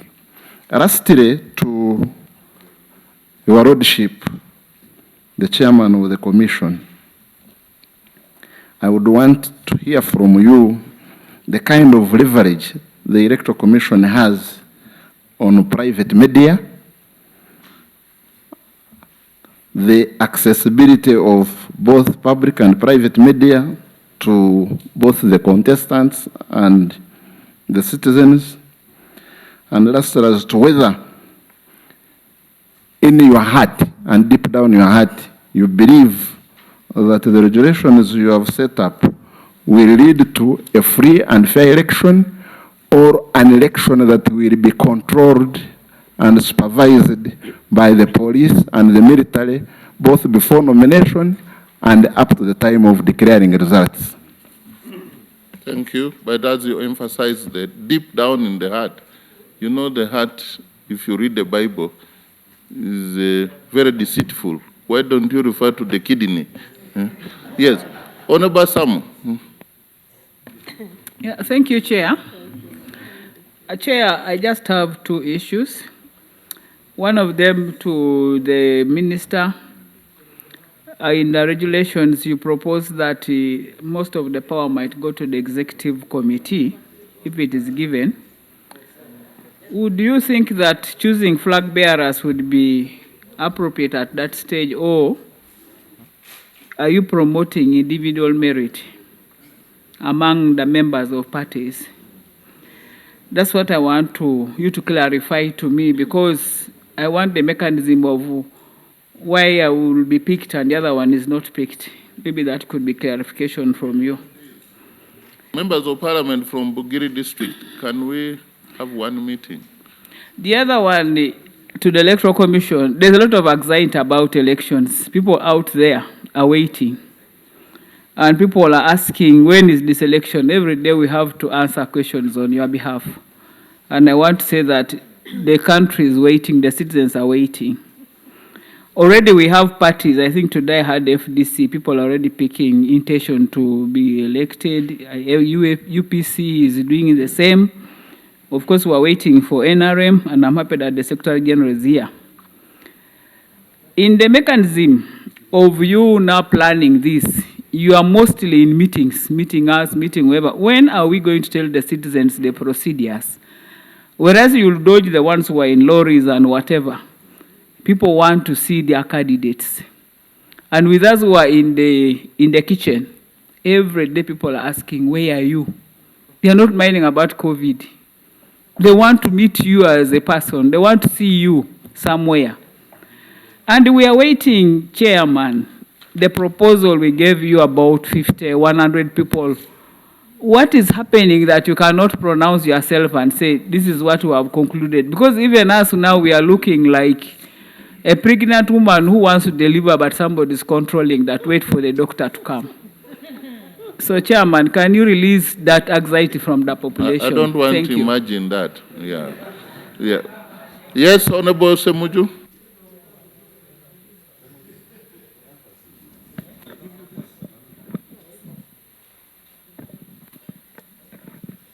Mr. Chairman, thank you very much. My questions, the Chairman Electoral Commission has not answered. Let me restate them. You've made almost every decision about this election. Why are you consulting when you have already made the decisions? 2, at the polling station, there will be a temperature reader. I am pronounced to be 38. Am I going to be turned away? If I have, for example, if I have an NRM person holding the reader, and everybody who comes, he says he's 38, will they be voting at that polling station? 2, 3, when are you issuing the guidelines? Because you have already issued them, but you don't want officially to do it. And finally, Mr. Chairman, your roadmap, the first activity was for political parties to choose candidates. We are being arrested by police, even for small meetings, to choose candidates. Do you communicate to police? Did you tell them that you've announced an exercise? Although regulations are not out, the first activity was for parties to look for candidates. Our people were arrested in Kapera Biongo yesterday. The other day, police found me holding a meeting of 5 people in Weyo Gerere, and they told me I am offending COVID rules, and the meeting was dispersed.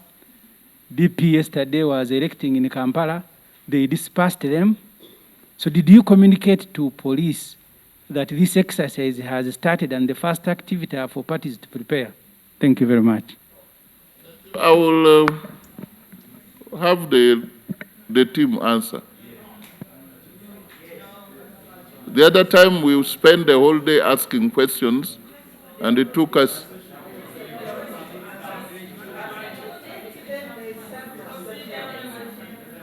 Procedure.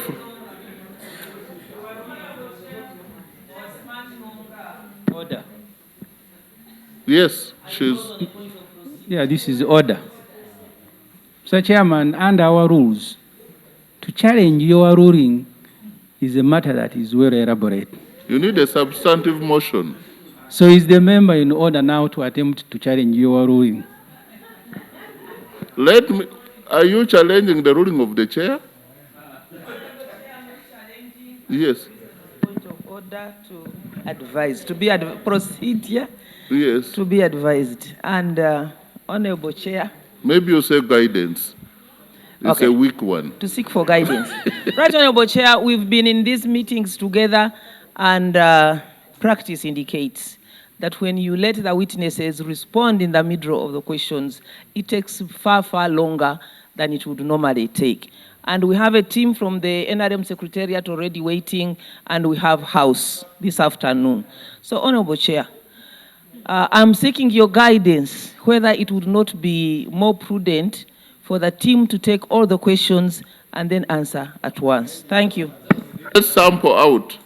Let's sample out the first 4 lot, and then we come. We also want them, when we are asking questions, the landlord was very giving preamble. The rest were, please. Honorable Attorney General, who goes first? The Minister of Justice, did you have any question for Yes, yourself?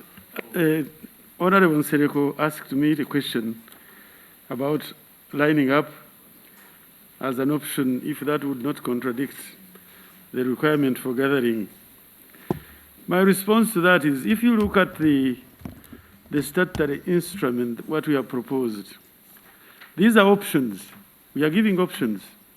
1, 2, 3, 4, 5, almost 6, so that in every situation, you pick which option is applicable without violating the health rules. That's it. So if lining up, I have not finished. Chair, by the very foundation of this document, we will be operating under public health guidelines, which prevent crowding. So the Honorable Seneco's proposal is to exclude lining up on Yes, this no, I had not document even to finished answering. give it credence. Chairman, I had not finished. Not patient enough to let you finish. But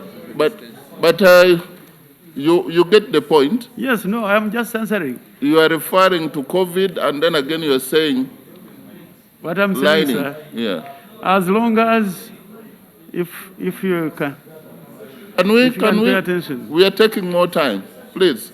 Order. as long as there is social distancing, which is in conformity. No, I can demonstrate it. For instance, we have been in this meeting for a while. Suppose I say this lot line up and vote and go, then you bring another lot, line up, and you have a social distancing.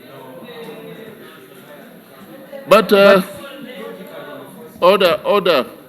I think it would be unfair for us at this level to anticipate what political parties are going to decide. Thank you. But it is proper for us to give them as many options as possible.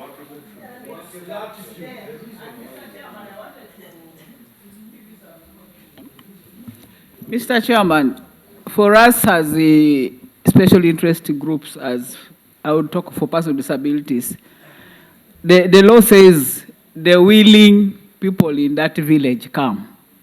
So once the willing have come and they are like 10, they can space and you choose the chair, the vice, the secretary, the 5 people. So that is lining up for us. So we don't need to remove it from the what? From the options, because some of us who are SIGs, we benefit from it. Okay. Thank you. The committee, I don't want us to write the report before our guests. So some of these things we do it internally. Oh, yes. Thank you very much indeed. I think that's what these options are intended. And the last comment was the other question related to the executive.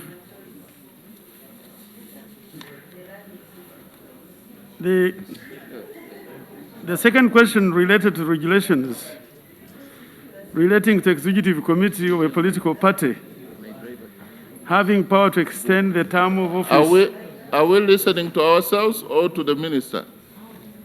Let's do one.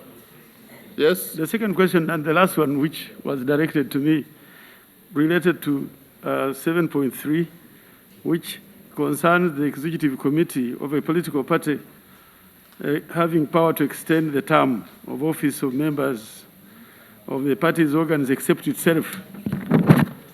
I think that is also just to enable the political parties to be able to extend the term of office of some of its organs without itself. I think that is being fair. And for your information, some of the political parties who gave us their views here, they said for them, their constitution is not like for NRM. Theirs is very flexible like a tube. You know, it gives them mandate to extend, like, for example, the oldest party called the DP. They said they were projecting COVID or other things that would not allow them to have election for the party structure. So for them, this would not affect them. So I don't think they would also mind. So any question for the Attorney General? To be. Otherwise, we could charge him for neglect of duty. So, sir, to the Honorable Nwagaba, as you recall, when I was making my presentation, you see, I belabored what I defined then as the ring fence of the law under which I was bringing my presentation. I referred to Article 10 of the Political Parties Organization Act. I referred to, I think, 27. Then I took you to 71 and 72 of the Constitution. I'm answering Honorable Nwagaba on the question of subsidiary legislation. Sir, I will take you back to Article 10. Section 10 of the Internal PPO Act. It says, 10.1, a political party organization shall in its internal organization comply with the provisions of the Constitution in particular Articles 71 and 72. So, Honorable Nwagaba, Section 10 is the one who told me to go to the Constitution, and I promptly went to Section 71 and 72, which I read for you, if you recall. You recall? Because the Honorable Nwagaba, I just wanted to remind him that Section 71, Article 71, 1C, now Honorable Nwagaba, took me to the internal organization of a political party. It is the Constitution now. It is the Political Parties Organization Act that took me to 71. 71, Article 71, 1C, took me to the internal organization of a political party. Article 72 of the Constitution, subsection 3, took me to Parliament to regulate the functioning of political parties. Then I went to 27. 27 of the Political Parties Act took me to the minister. So we're in complete compliance with the Constitution, sir. Your second question on Article 92, I think you are asking me, 292, and whether the Public Health Act was not in contradiction, I think, of 292. Now, 292, yes. Yes. Now, 292 refers to modification of laws, and it goes, subject to any express provision of this Constitution, subject to any express provision of this Constitution, any laws in existence before the commencement of the Constitution Amendment Act of 2005 shall continue in force, subject to such modifications, adaptations, and qualifications as may be necessary to give effect to this Constitution. That's what 292 says. And I am telling you, the Public Health Act in its current form complies with this Constitution. That's what I'm telling you here. Okay. I thank you. That's brilliant. Short answers. Yes. Honorable Chair and members, I thank you. Now, let me begin with the question of the new cities. There are two scenarios here with regard to the new cities. The member from the city MPs are here. Soroti. Okay. Now, first of all, the first scenario are the cities that became effective this month, 2020. And there are 7. Each city has 2 divisions. Now, a division is taken to be a constituency. Now, Honorable Chair, you know that currently the prescribed number of constituencies by Parliament are 296. And all these slots are now fully occupied by named and existing constituencies. So, the new constituencies in the new cities are not part of these 296 because Parliament has not prescribed the new constituencies. So the Electoral Commission, therefore, cannot act outside what is prescribed by Parliament. So that is the position as we talk right now. 296 constituencies, which were prescribed in 2016, that is the number. And all of them, there is no free slot for any constituency, and then 296. Minister of Justice, you have some work in a few days. Yeah, you go ahead with. Now, the second scenario, Honorable Chair and members, I'm not talking about the counties that have been talked about somewhere. We are not talking about the counties, but they also fall in that category, that the Electoral Commission can only act on the basis of the prescription by Parliament. Now, the second category of cities or scenario of cities is those ones which are becoming operational in July 2021. Now, you remember in our roadmap, those cities which are becoming operational 2021, and now they will participate in this election in their current status. And the term of office of the current political office bearers in those municipalities, which were turning cities in July, will expire also on 12th of May. Shortly after the new elected members are sworn in or take office, in July, these entities become cities. What will be their fate?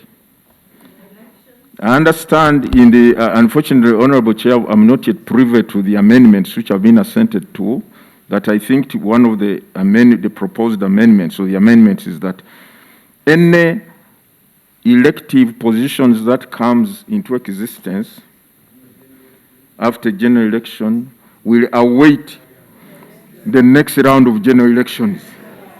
Now, I want you to look at this absurdity. You have a city which becomes effective shortly after elections. The next round of elections is 5 years away. You have members who are representing the old order, the mayor of a municipality, councillors of this. Now, that one is not our headache. It is the Minister of Local Government and this House honorable members to sort out that issue. Because for us, if the provision says we can no longer have mid-term elections, you can no longer have elections as has been the case when a constituency comes into existence, the Electoral Commission goes to hold an election. The Minister of Justice is the one. Thank you very much. Yeah. Thank you very much. Chair, I just wanted to highlight that. Chair. He brought that and we processed it successfully. Chair. He will offer solutions. Wanted to highlight Chair, that. Chair, small clarification, just one. Chair, I would like the chairman of the Electoral Commission to clarify on this. There are electoral areas that will come in place after. It's a clarification. It's a clarification I'm seeking, and he has given me the authority to do it. Which one again? Chair, there are town councils and new sub-counties that have been created before the election, but cannot hold elections because the Electoral Commission has not demarcated and gazetted them as electoral areas. Are they falling with those that are being created after the election that will end up with elections at the general elections? If referred to the law, those who are becoming effective next financial after the general election. So the clarification I need from him are those which have not been gazetted by the Electoral Commission but have already been formed and haven't held elections. Me, I don't see complication in that one. EC chairman, we are the ones who process that. Yes, maybe city. I have to. City MPs. This affects them directly. Honorable Tiku and Honorable. Okay. May I? Sorry. Yeah, just a minute. We may allow the rejoinder from Honorable Albert Ariko and the city MP also from Marua. You have the microphone. Go first.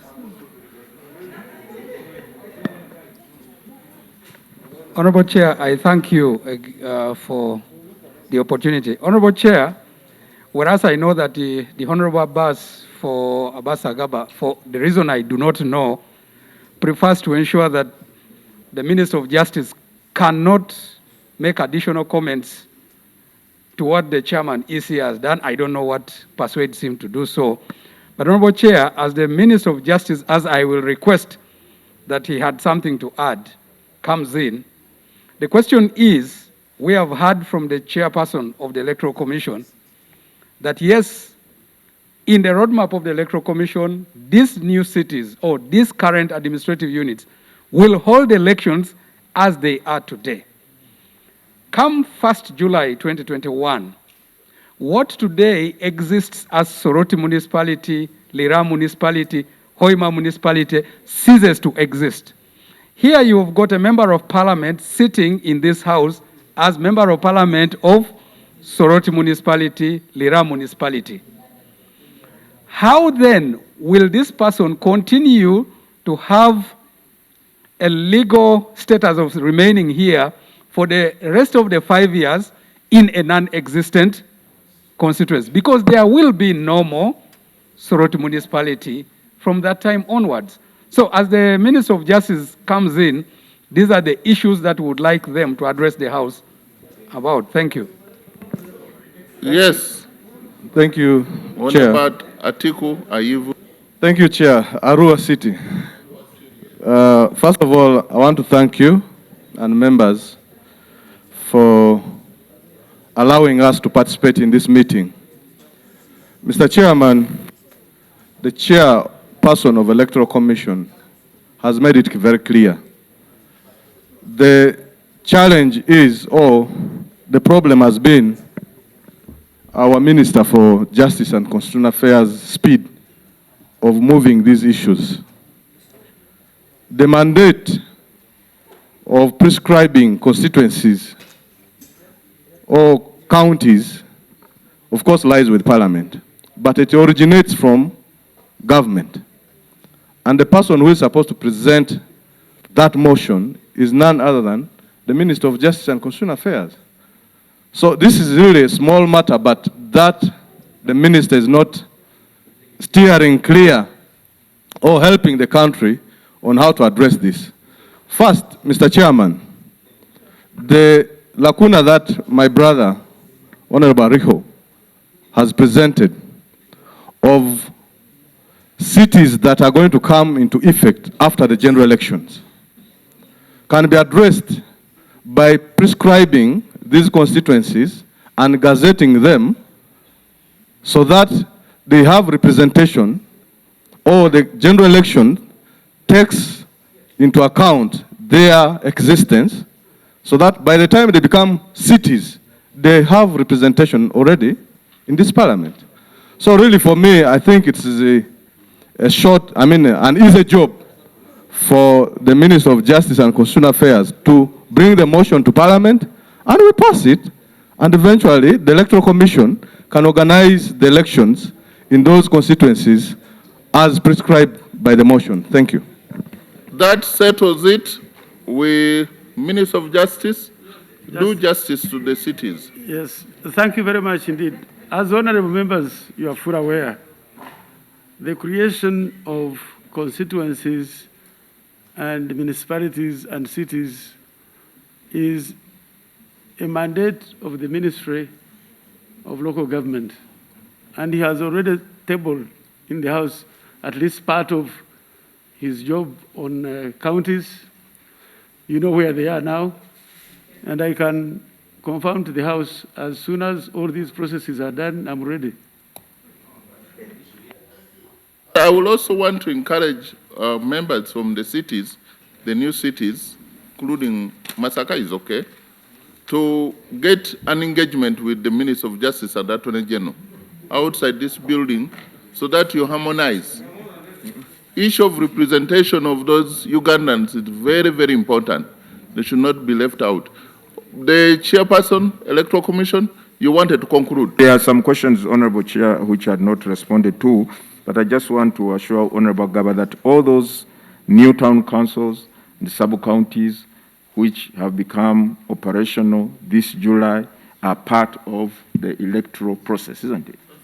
They are part of this program. They are part of this program. Those which have become effective this July. Yes, thank you very much. Now, the other questions, Honorable Chair, were on Honorable Semuju. Honorable Semuju, yes, it is our mandate to make every decision concerning elections. However, when you look at the law, we are also permitted to consult. Also permitted to consult the other stakeholders, because we believe a free and fair process can only be attained when you are working hand in hand with the various stakeholders. We cannot do it in isolation. And his question, if I got it right, that you've made the decision.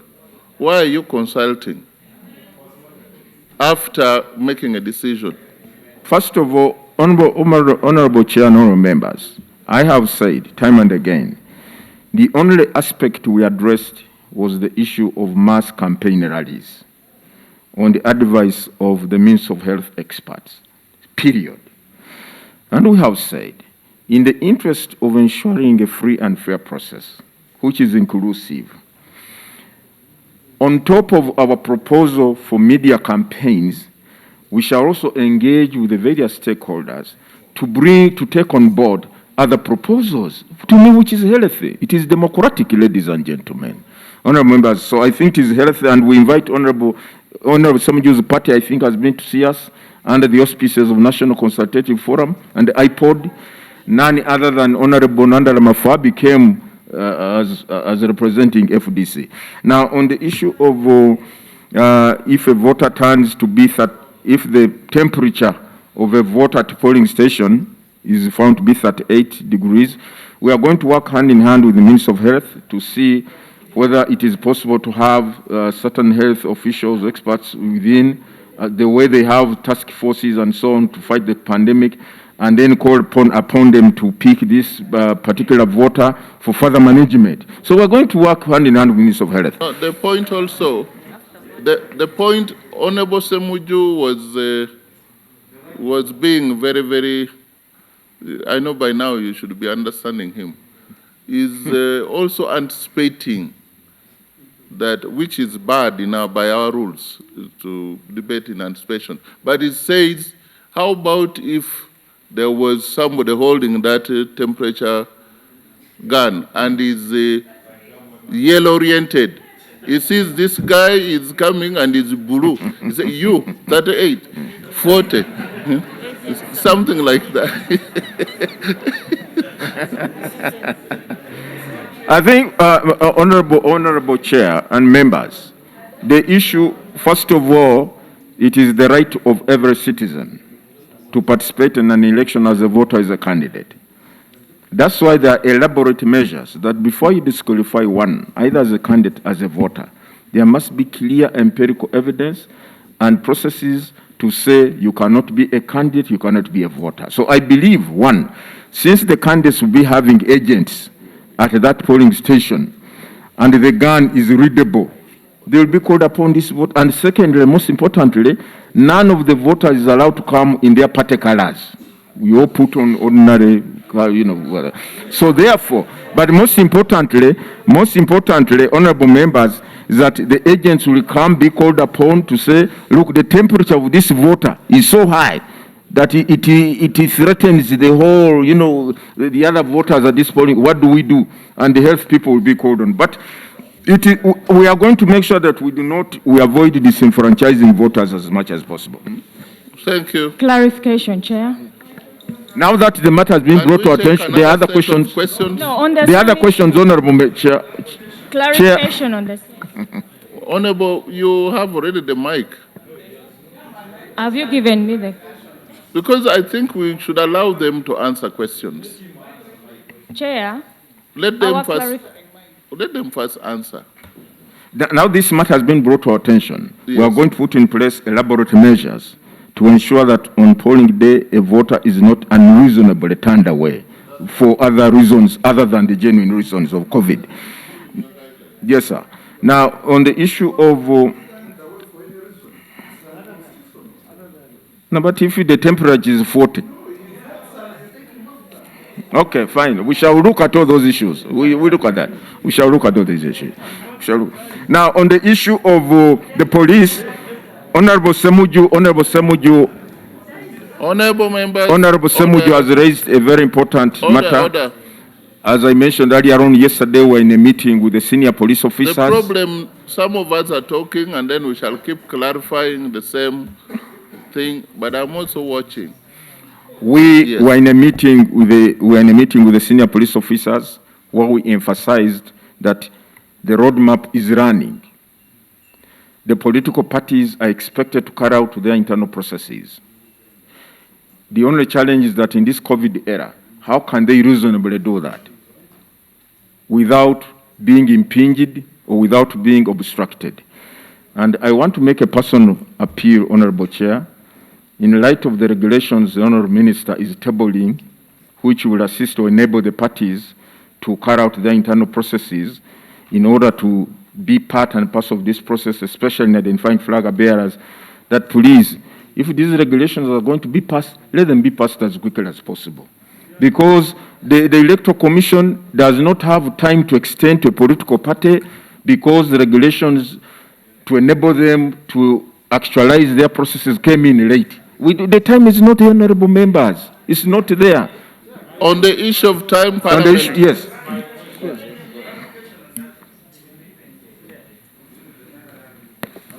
Thank you, Chair. Chair, see, there are so many people from Bugiri here today, so what will I do? Chair, the And one of them clarification is a I want to committee. get from Justice Yabakama is one. When Honorable Semuju was asking his question on security, he was particular.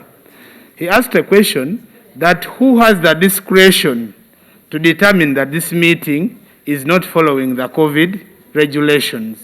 Because you find in politics, a policeman will come and say, because this is Semuju, this meeting is crowded. Then when he meets another person, he says this meeting is not crowded. And the police ends up using this to actually fail aspiring members of parliament and at different levels to hold any meeting or any meeting to go on. How are you going to manage this, and do you have capacity? Because I have a scenario when we were holding some election somewhere. I was standing with Taremwa. Taremwa was instructing police, leave honorable, but police was not doing anything. Voters were manhandling me. As Taremwa was just saying, don't do anything to the member of parliament. Okay. I have that scenario. Do you have capacity? Okay. Further clarification, Chair. Further clarification on the same matter, because the chairperson made allusion to the fact that he met senior police officers to inform them of the activities of political parties. Did he address the activities of independents as well with them? How did he address the activities of independents who want to consult in these processes? Whom do you have in mind? My good self. Yourself. With me, I'm independent, but every time I go for the primaries. Yes. Even this time I'm going for one, so. Yes, yes, Chair. Thank you, honorable members, honorable chairman, honorable members. Now, all these are very pertinent questions indeed, and these are the same issues we were discussing with the police yesterday, that we do not want you to create an environment or an atmosphere that suggests that whereas the roadmap is running, the actors of the roadmap are being impinged or hindered in abiding by the roadmap. And I can assure you, we are going to see changes in that area. We are holding consultative discussions with them, and we are going to come out with those guidelines, both binding the police and also the political actors. Now, the other question, Honorable Chair, was on the issue of the question by Honorable Samo.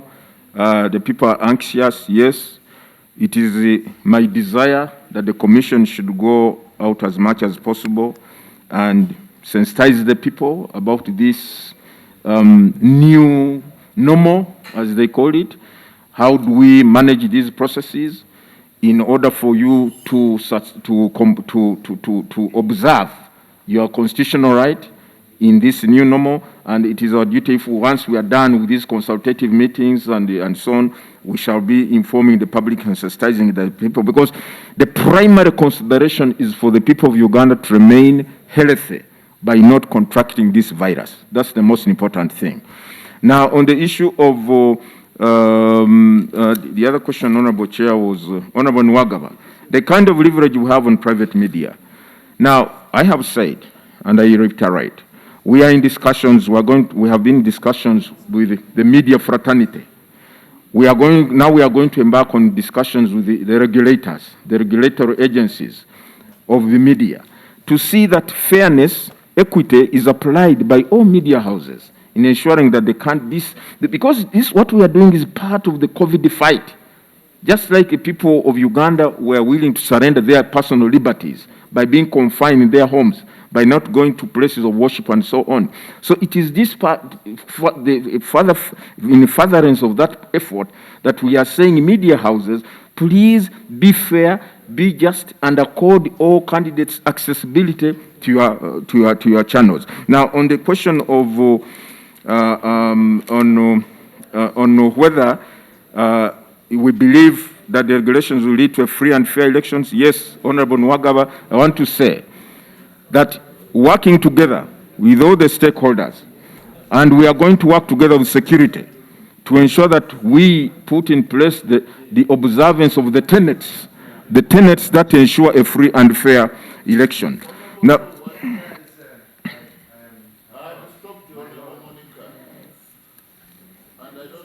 Mr. Chairman, I was just seeking your indulgence from Justice. Don't you think then we should put the budget for paying media houses on the EC budget? Because you cannot anticipate that a man who is struggling to get 200,000 is selling his goats for nomination fees. You would expect him to raise 2-3 million shillings to pay a radio station for 30 minutes. So the same way you are giving vehicles to presidential candidates.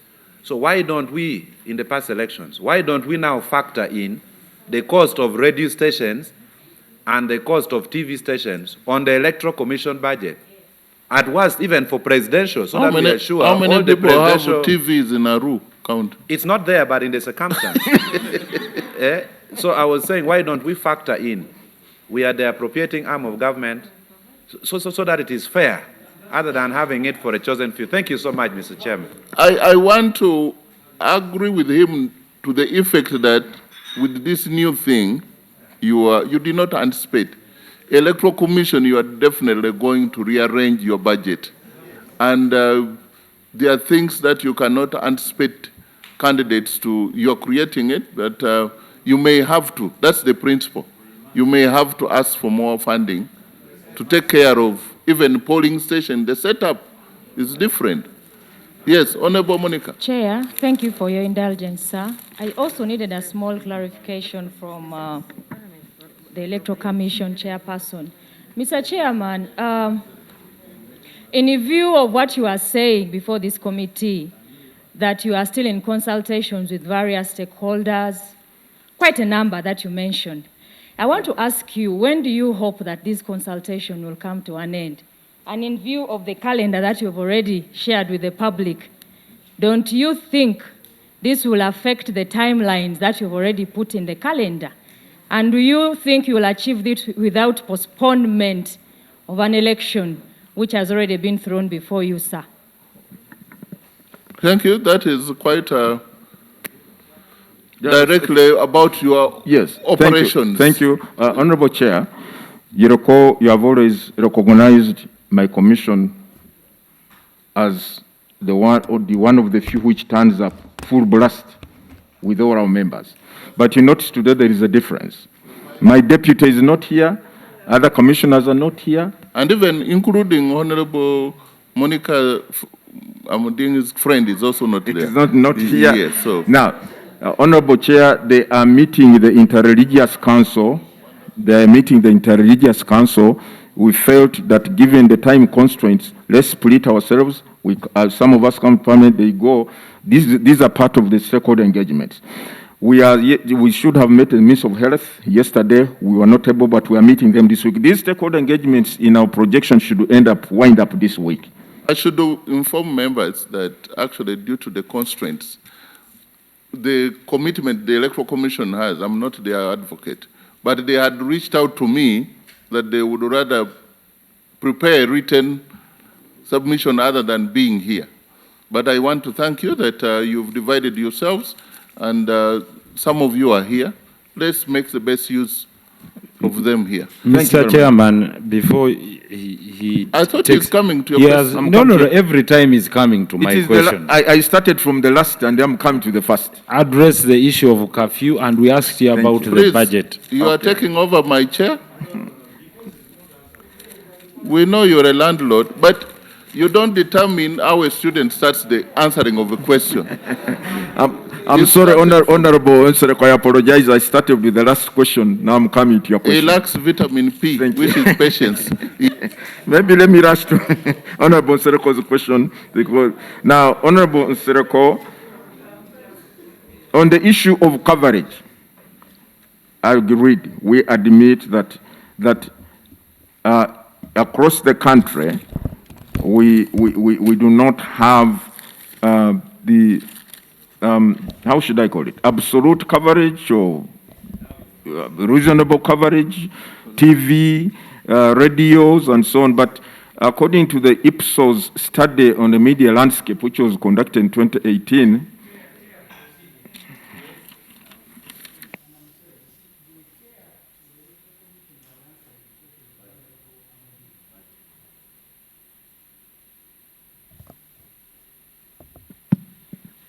He was answering a question by Honorable Amading.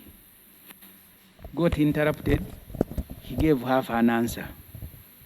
That question was important. You even recognized yourself, Mr. Chairman. You're sitting next to her. You want to repeat the question for? No, I have the question. I only thought I'd answered it. No, you answered halfway. You said Okay, the consultation might end this week. You know, these markers, they set difficult questions and they want full answers. So why don't you give full answers? Thank you. My apologies, Honorable Amading. Let me answer. Yes, the consultations are scheduled to end this week. Thereafter, we come up with comprehensive guidelines. Once the consultations are done with means of health, means of information, and so on, then we come up with the comprehensive guidelines as to how we can move. It's only the aspect of campaigns, by the way. The consultations on the issue of campaigns. The other processes, as I said, are going to be the usual way, but with the SOPs in place.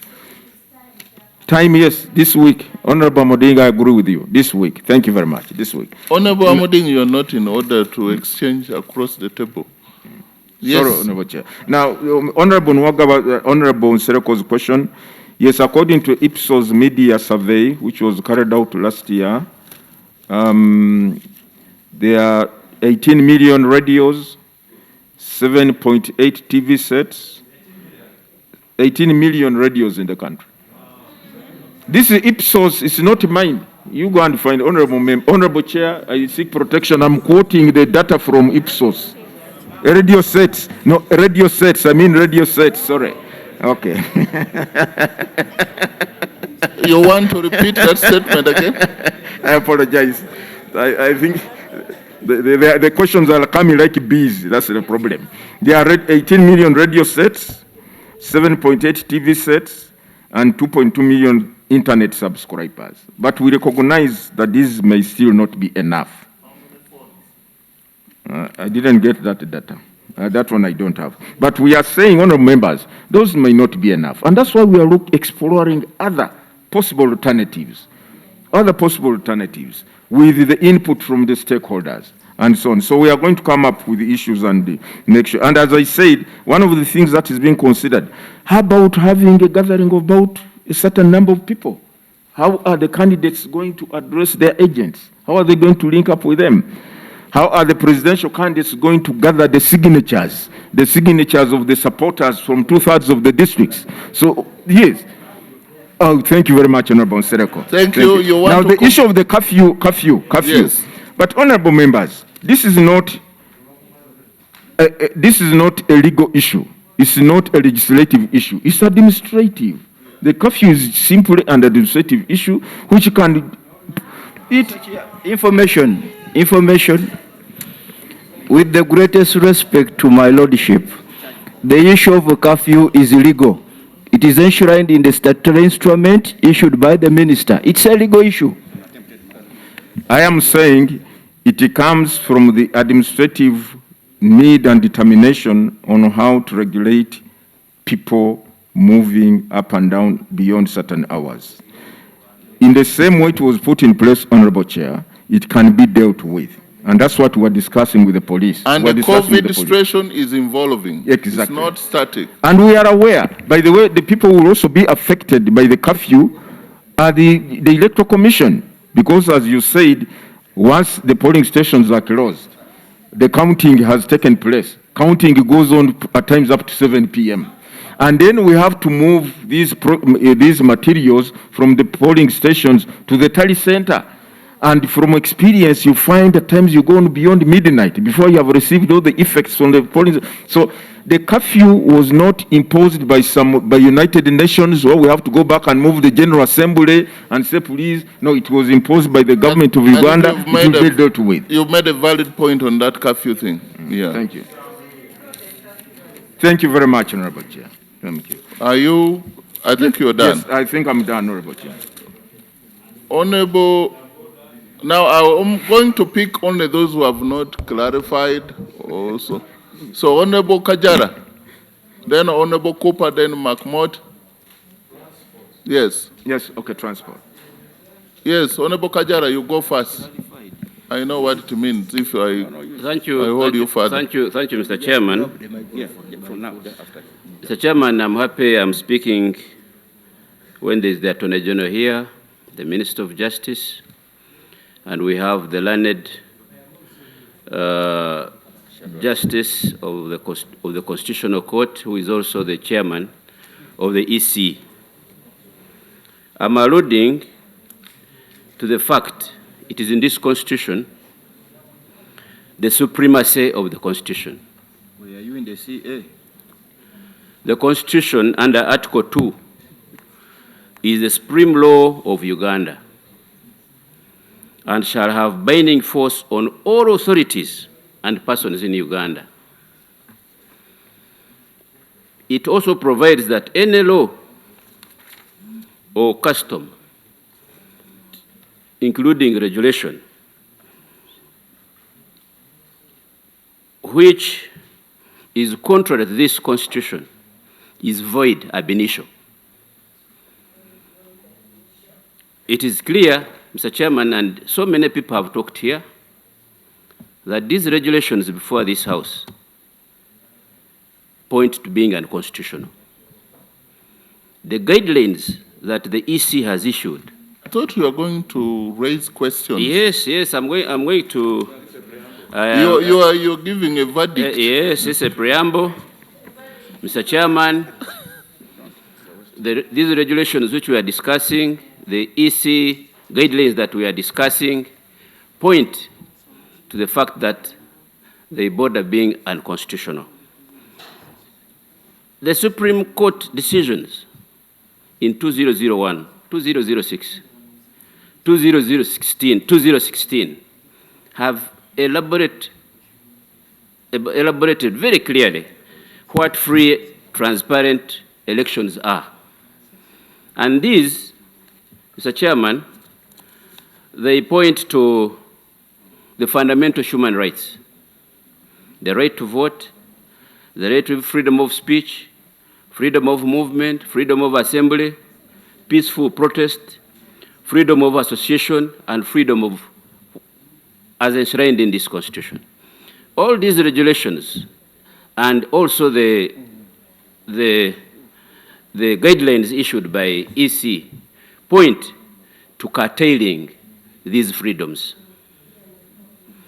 Chair, in the Rangaranga case where the learned Justice Byabakama was quoting, actually, the court quashed all the EC regulations that sought to limit candidates' campaigns in local councils, women, youth, council elections, where they were providing that they campaign only for 5 minutes. The courts quashed those regulations. And he stopped. He did not want to go that far. He stopped only at elaborating the case and so on. So, Chairman, the issue of digital campaigns, it is on record that IPOD, including the NRM party, agreed that they will curtail active participation of all citizens in this election. And that's cardinal, because under Article 71 and 61, it commands that the Electoral Commission shall carry out free and fair elections. Nowhere in our laws is a definition of digital campaigns. It is not in any gazette, it is not in any statutory instrument. So it will most likely point to the fact that these elections, although we invest in them, if people go to court, they'll have issues. At the expense of spending a lot of money, we spent a lot of money, we spent a lot of resources, and yet, lastly, Mr. Chairman, the issue of state of emergency. The EC chairperson read that under the conditions which render taking measures for security of public safety as one of the conditions that can lead to declaration of a state of emergency. The Attorney General is here. The Minister for Constitutional Affairs is here. Why don't they advise the authority? This COVID is actually a condition which is a threat to public safety. It is a threat causing death. And Chairperson, the last one, is the risk of causing death by engaging in this election. Can the Minister of Justice and Constitutional Affairs, the Attorney General and the EC tell us if there is that risk, and which is real risk, of people getting infected with COVID-19, corona, and they die in the process?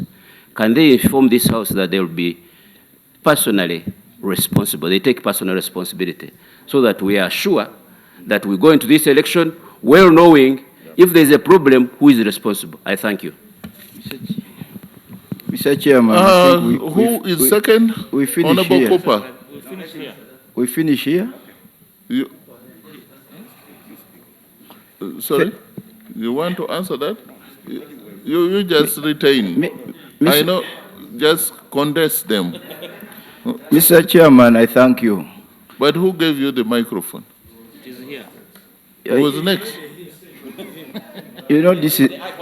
You've yielded your floor to him. Honorable No. Cooper. Okay, you won't talk then. Mr. Chairman, I thank you. Mr. Chairman, I would like to understand from the chairperson of the Electoral Commission, the Attorney General and the Minister for Justice, which country in the region or on the continent has held a general election in the form you envisage, and the safety of the people has not been compromised. And I am aware that in coming up with these regulations, you have carried out some background research to say in Malawi, there were SOPs and the numbers have gone down. In Burundi, the numbers went down. In Benin, the numbers went down, because those are countries that have held elections with SOPs. Just for purposes of us understanding where you have undertaken all the precautions and still the numbers have gone down. Number two, Mr. Chairman, the Minister for Justice, on page 2 of his presentation, makes reference to the public health control of COVID-19 rules, and specifically mentions Rule 91E of those regulations that banned public meetings. And he says it is on this basis that the regulations on political parties was enacted. The Honorable Minister for Justice and Attorney General, I just want to seek your clarification whether these rules are still operational. Is the ban still on? Do you have the most recent statutory instrument carrying this ban? And if so, which particular provision of that statutory instrument is this ban reflected? Finally, Mr. Chairman, the Attorney General did make reference to Section 10. Section 10 of the Political Parties and Organizations Act, read together with Article 71. I just want to understand from the Attorney General whether one regulation can amend another regulation, because constitutions of political parties in themselves constitute regulations. The regulations made by the minister are also provided for under the law. Can you use regulation to amend another regulation? Because you in effect, these regulations that were presented by the Minister for Justice have the effect of amending constitutions of the various political parties. That is the effect. But they themselves are subsidiary, just like constitutions of political parties, which are registered with the Electoral Commission as per the law. Can you use a regulation to amend a regulation? You did say, Land Attorney General, that you don't find any contradiction or illegality or irregularity. The regulations are saying an executive body can extend the tenure of office over an organ of a party. Article 71 and Section 10 of the Political Parties and Organizations Act talks about 5 years. Section 10 of the Political Parties talks about 5 years. You want to conclude? Yes. Can you use a regulation, Mr. Chairman, to amend Section 10, which is very specific? It talks about holding elections every after 5 years, Section 10. And then you are using a regulation to say, no, you can push it beyond 5 years in these circumstances. So can a regulation amend a section of the Parent Act? Finally, Mr. Chairman, you've said that about twice. The chairperson of the Electoral Commission did cite Article 21 of the Presidential Elections Act.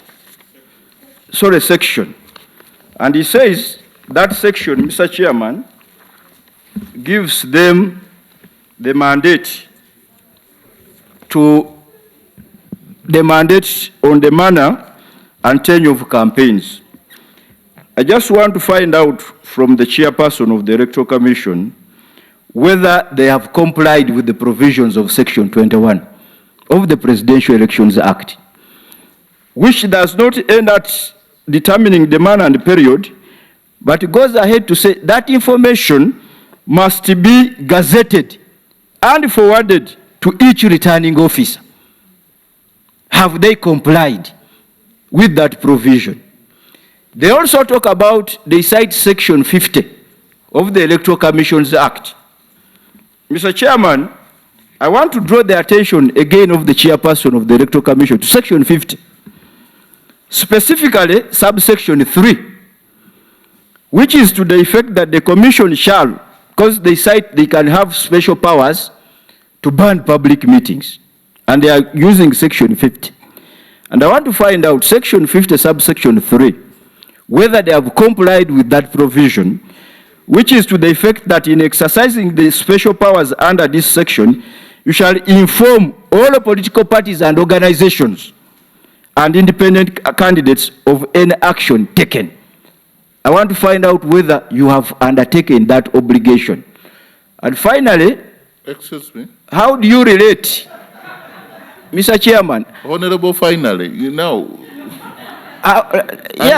Because I raised these issues, but they have not been responded to. You see this, yeah. How does he relate Section 50 of the Electoral Commissions Act to Article 68, Sub-Article 3 of the Constitution that calls for presence of candidates and their agents at polling stations? Where, for example, we have heard that there are so far 45 people aspirants. Now these 45 will have agents for president. Yes, and you are talking about social distancing at polling stations. But you know how the law talks about the presence of agents and their location and their situation. 45 times 2, Mr. Chairman, is 90. Let me just remind them about that, because that question you raised it ably here. So what do you do about social distancing at polling station? Where it is constitutional.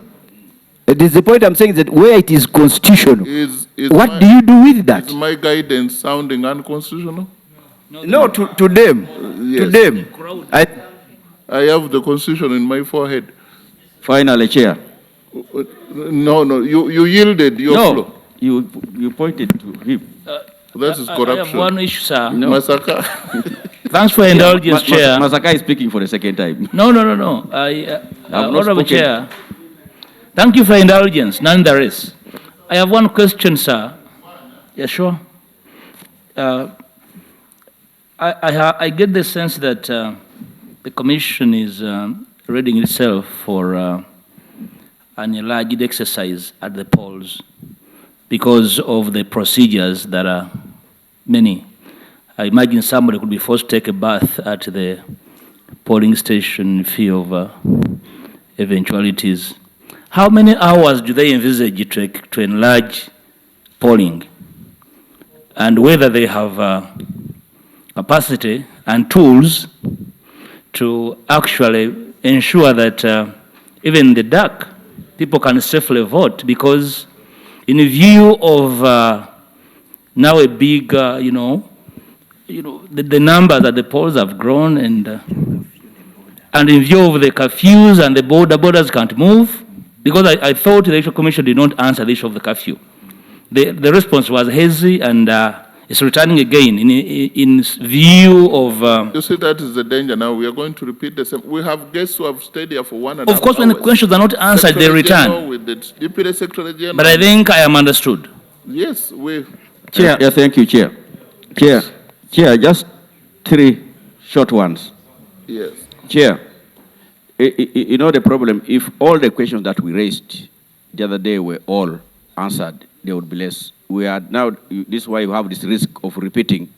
Chair, we know COVID is real, and we don't know how it's going to mutate or change. We did ask the other day, what provisions have you provided for the people that will be found in quarantine, self-isolation, in regarding voting? Have you made any provisions for those cases? Because there are more cases. The other, they are in hospital, they are in schools, they are in Nambole. How will they vote?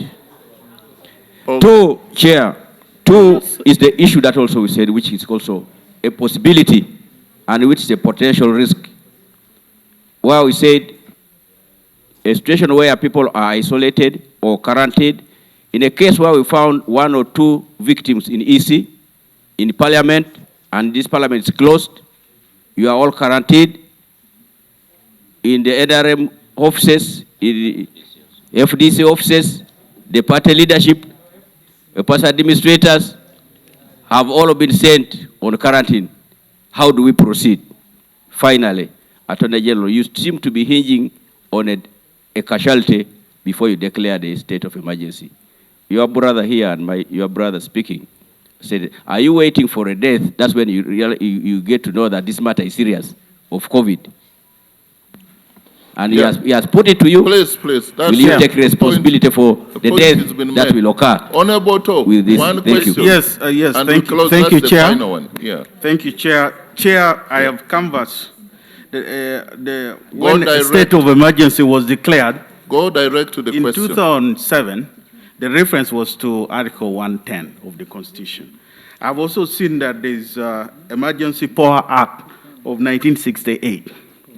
I've looked at the provision of Article 110, Clause 7, that says that envisage an enactment, that Parliament will enact an enabling law for a state of emergency. Given the provision of Article 292 of the Constitution and 29, which was raised, do we have an updated emergency law required under Article 110(7)? Attorney General, you got Chair, that. other than that, please. I have a question, constituency question. I know that the Electoral Commission has been very clear with respect to cities. They have been very clear with respect to sub-counties and town council. When it comes to county, we have 15 counties that was But deferred really, by Parliament for, no. for about 3. Chair, allow me. I think let me raise the question, Chair. I will rule you out of order. Chair. I'm running out of patience. Chair, That's maybe a if I matter can. You can't. Nobody. If this is prescribed, Chair, please. is there still room? We have already resolved that Because matter. there's a lot of confusion in this consequence. The confusion, come and see me. I will clear the confusion. You can't. Vice chairperson, you are the final person because you are vice. You must fill the gaps where the chairperson has left void.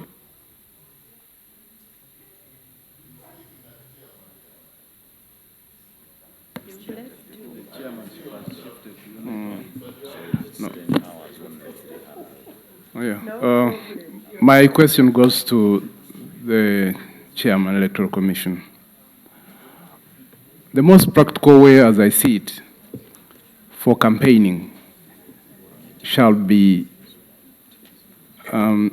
maybe radios, really, and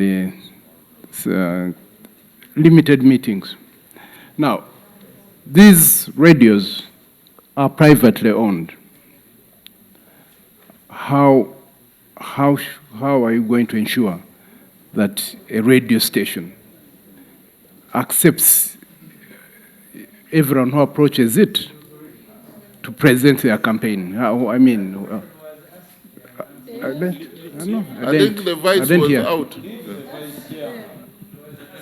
How are you going to ensure that? Okay. I think the vice had stepped out. But it's very important. We don't have radios. Allow us, anyway, get us free internet, what, come. Yes, can we get the responses? Beginning with Attorney General. Thank you. Mr. Chairman, they skipped the issue of mobility. You asked it. That one. Thank you very much, Mr. Chair. Honorable Nsereko. Honorable Nsereko. I love the people of Kampala Central. Thank you very much, Chair. I wanted to quickly answer the questions of Honorable Aston Kajara. And I was paying attention to you, Kajara, Honorable Kajara. You are my friend, Honorable Aston Kajara from Kenjoju. So, but he lives in Kenya. Anyway, you kept on saying that all the things we are doing, that's why I was saying I was paying attention to you. You say we are bordering on being unconstitutional. Bordering on being unconstitutional. You said it 3 times. I put it to you that we are not unconstitutional. Maybe you saw us walking around the Constitution, but we are within the Constitution. Just say bordering the Constitution, bordering being unconstitutional. We were not unconstitutional at all. And that is why I started off by ring fencing the areas in the Constitution that we were going to, the specific areas in the Constitution that we were going to. When you talk about, I think you talked about Article 2, I think? Yeah.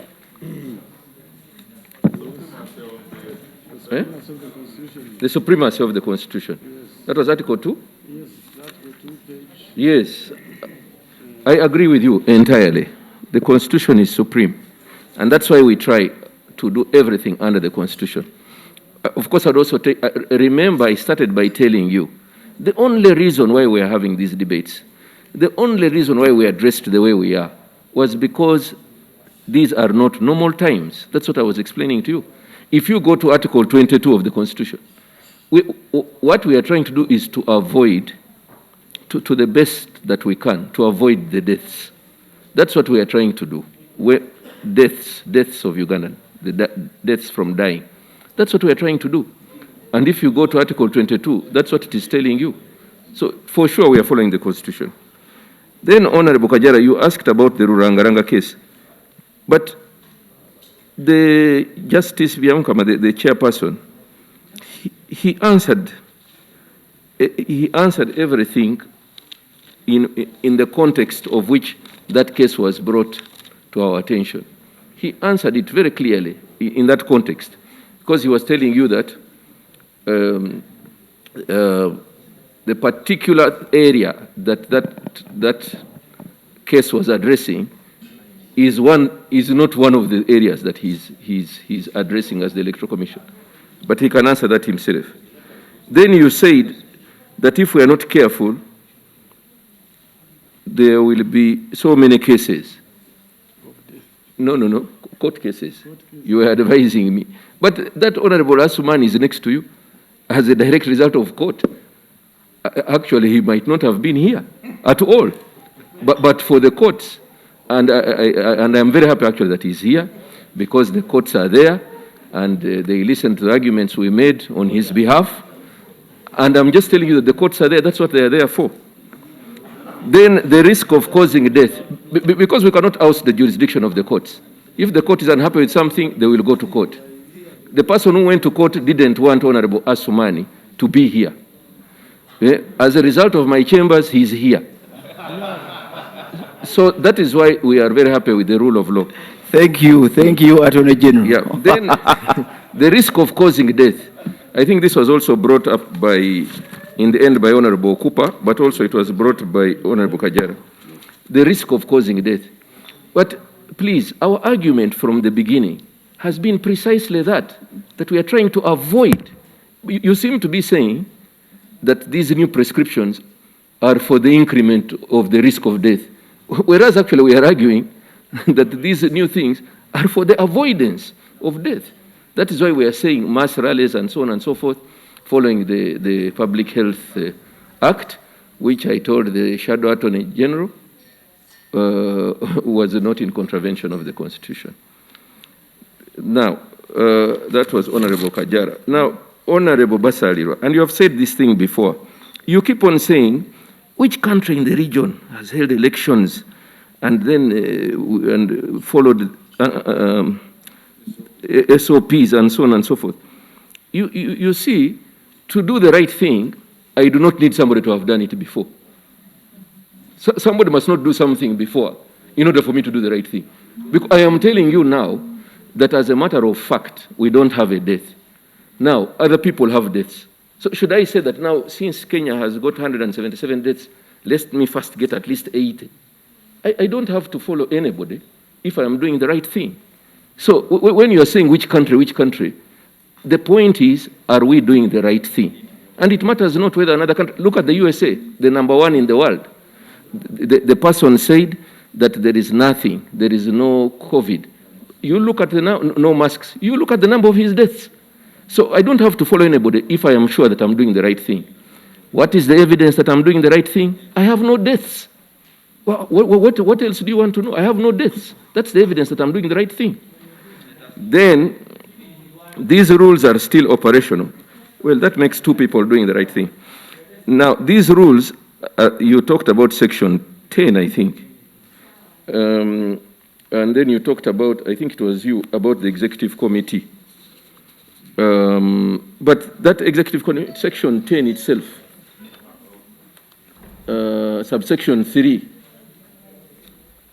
of Section 10 is the one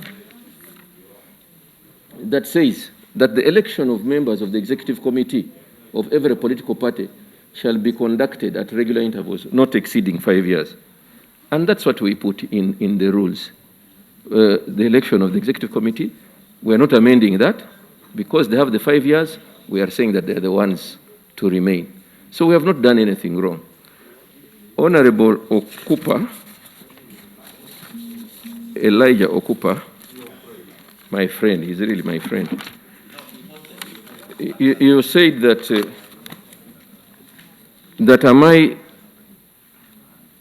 I don't know whether I got the first part, but certainly the part I got, you said, am I hinging on a casualty?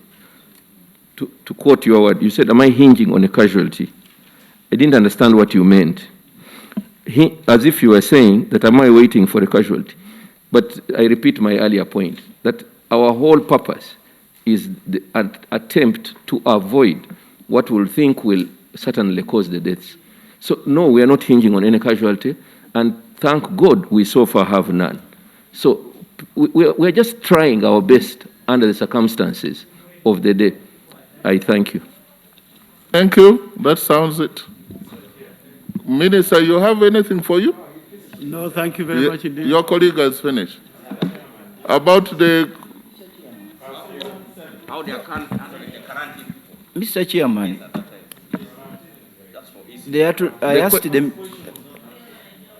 I asked the Minister for Justice yes.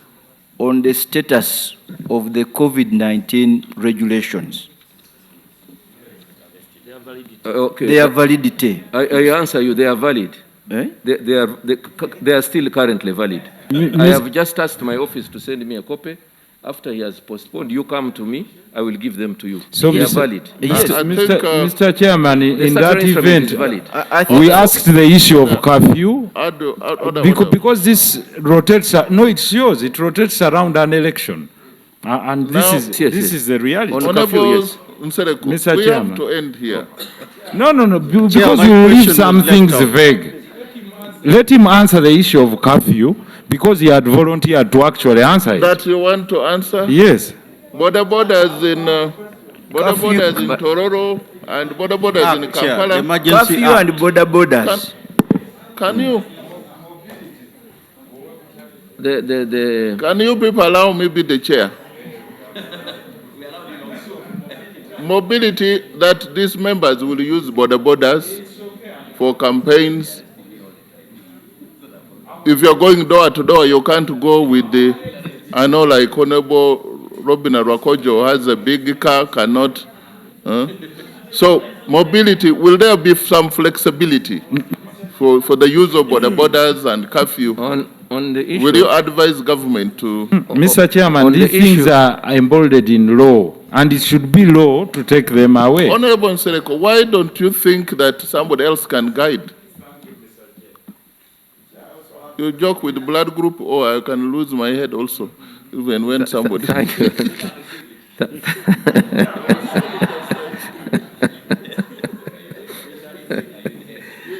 Thank you. Honorable Attorney General. Thank you very much, Chair. Thank you very much, Chair. As we said already, the statutory instruments are upon the advice of the Ministry of Health. It is the Ministry of Health. And we have said repeatedly that we are following their guidelines because they are the technical experts in this area. And I have told you already that our evidence is that we have no COVID deaths. Now, in view of the. Now, Honorable Chair, maybe you adjourn and allow Honorable Nsereko to meet me in my chambers, and then we have a fully fledged exchange. So, sir, about the curfew, and sir, the issue here is because we have been constantly we have been constantly balancing health and economic strangulation, as has been, discussed by many people. That is why you hear about partial lifting of the lockdown, partial, as long as you are meeting SOPs, partial, so as to answer the other question of economic strangulation that you have heard about. Now, specifically to the issue of the curfew, the reason why the curfews were there was because at night, during interactions in the night, like visiting bars, nightclubs, to avoid that was the reason for the curfew. The main reasons for the curfew. I mean, the border borders are the only ones who visit nightclubs? The main reasons. Sir, if you allow me, I'm very careful not to offend you, sir. Especially after you have reminded us that you can lose something. Everyone can lose. But now, sir, again, that gentleman, again, sir. A voter in Kampala Central help me with your MP. So, sir, as I was saying, sir, about the curfew, this is under a statutory,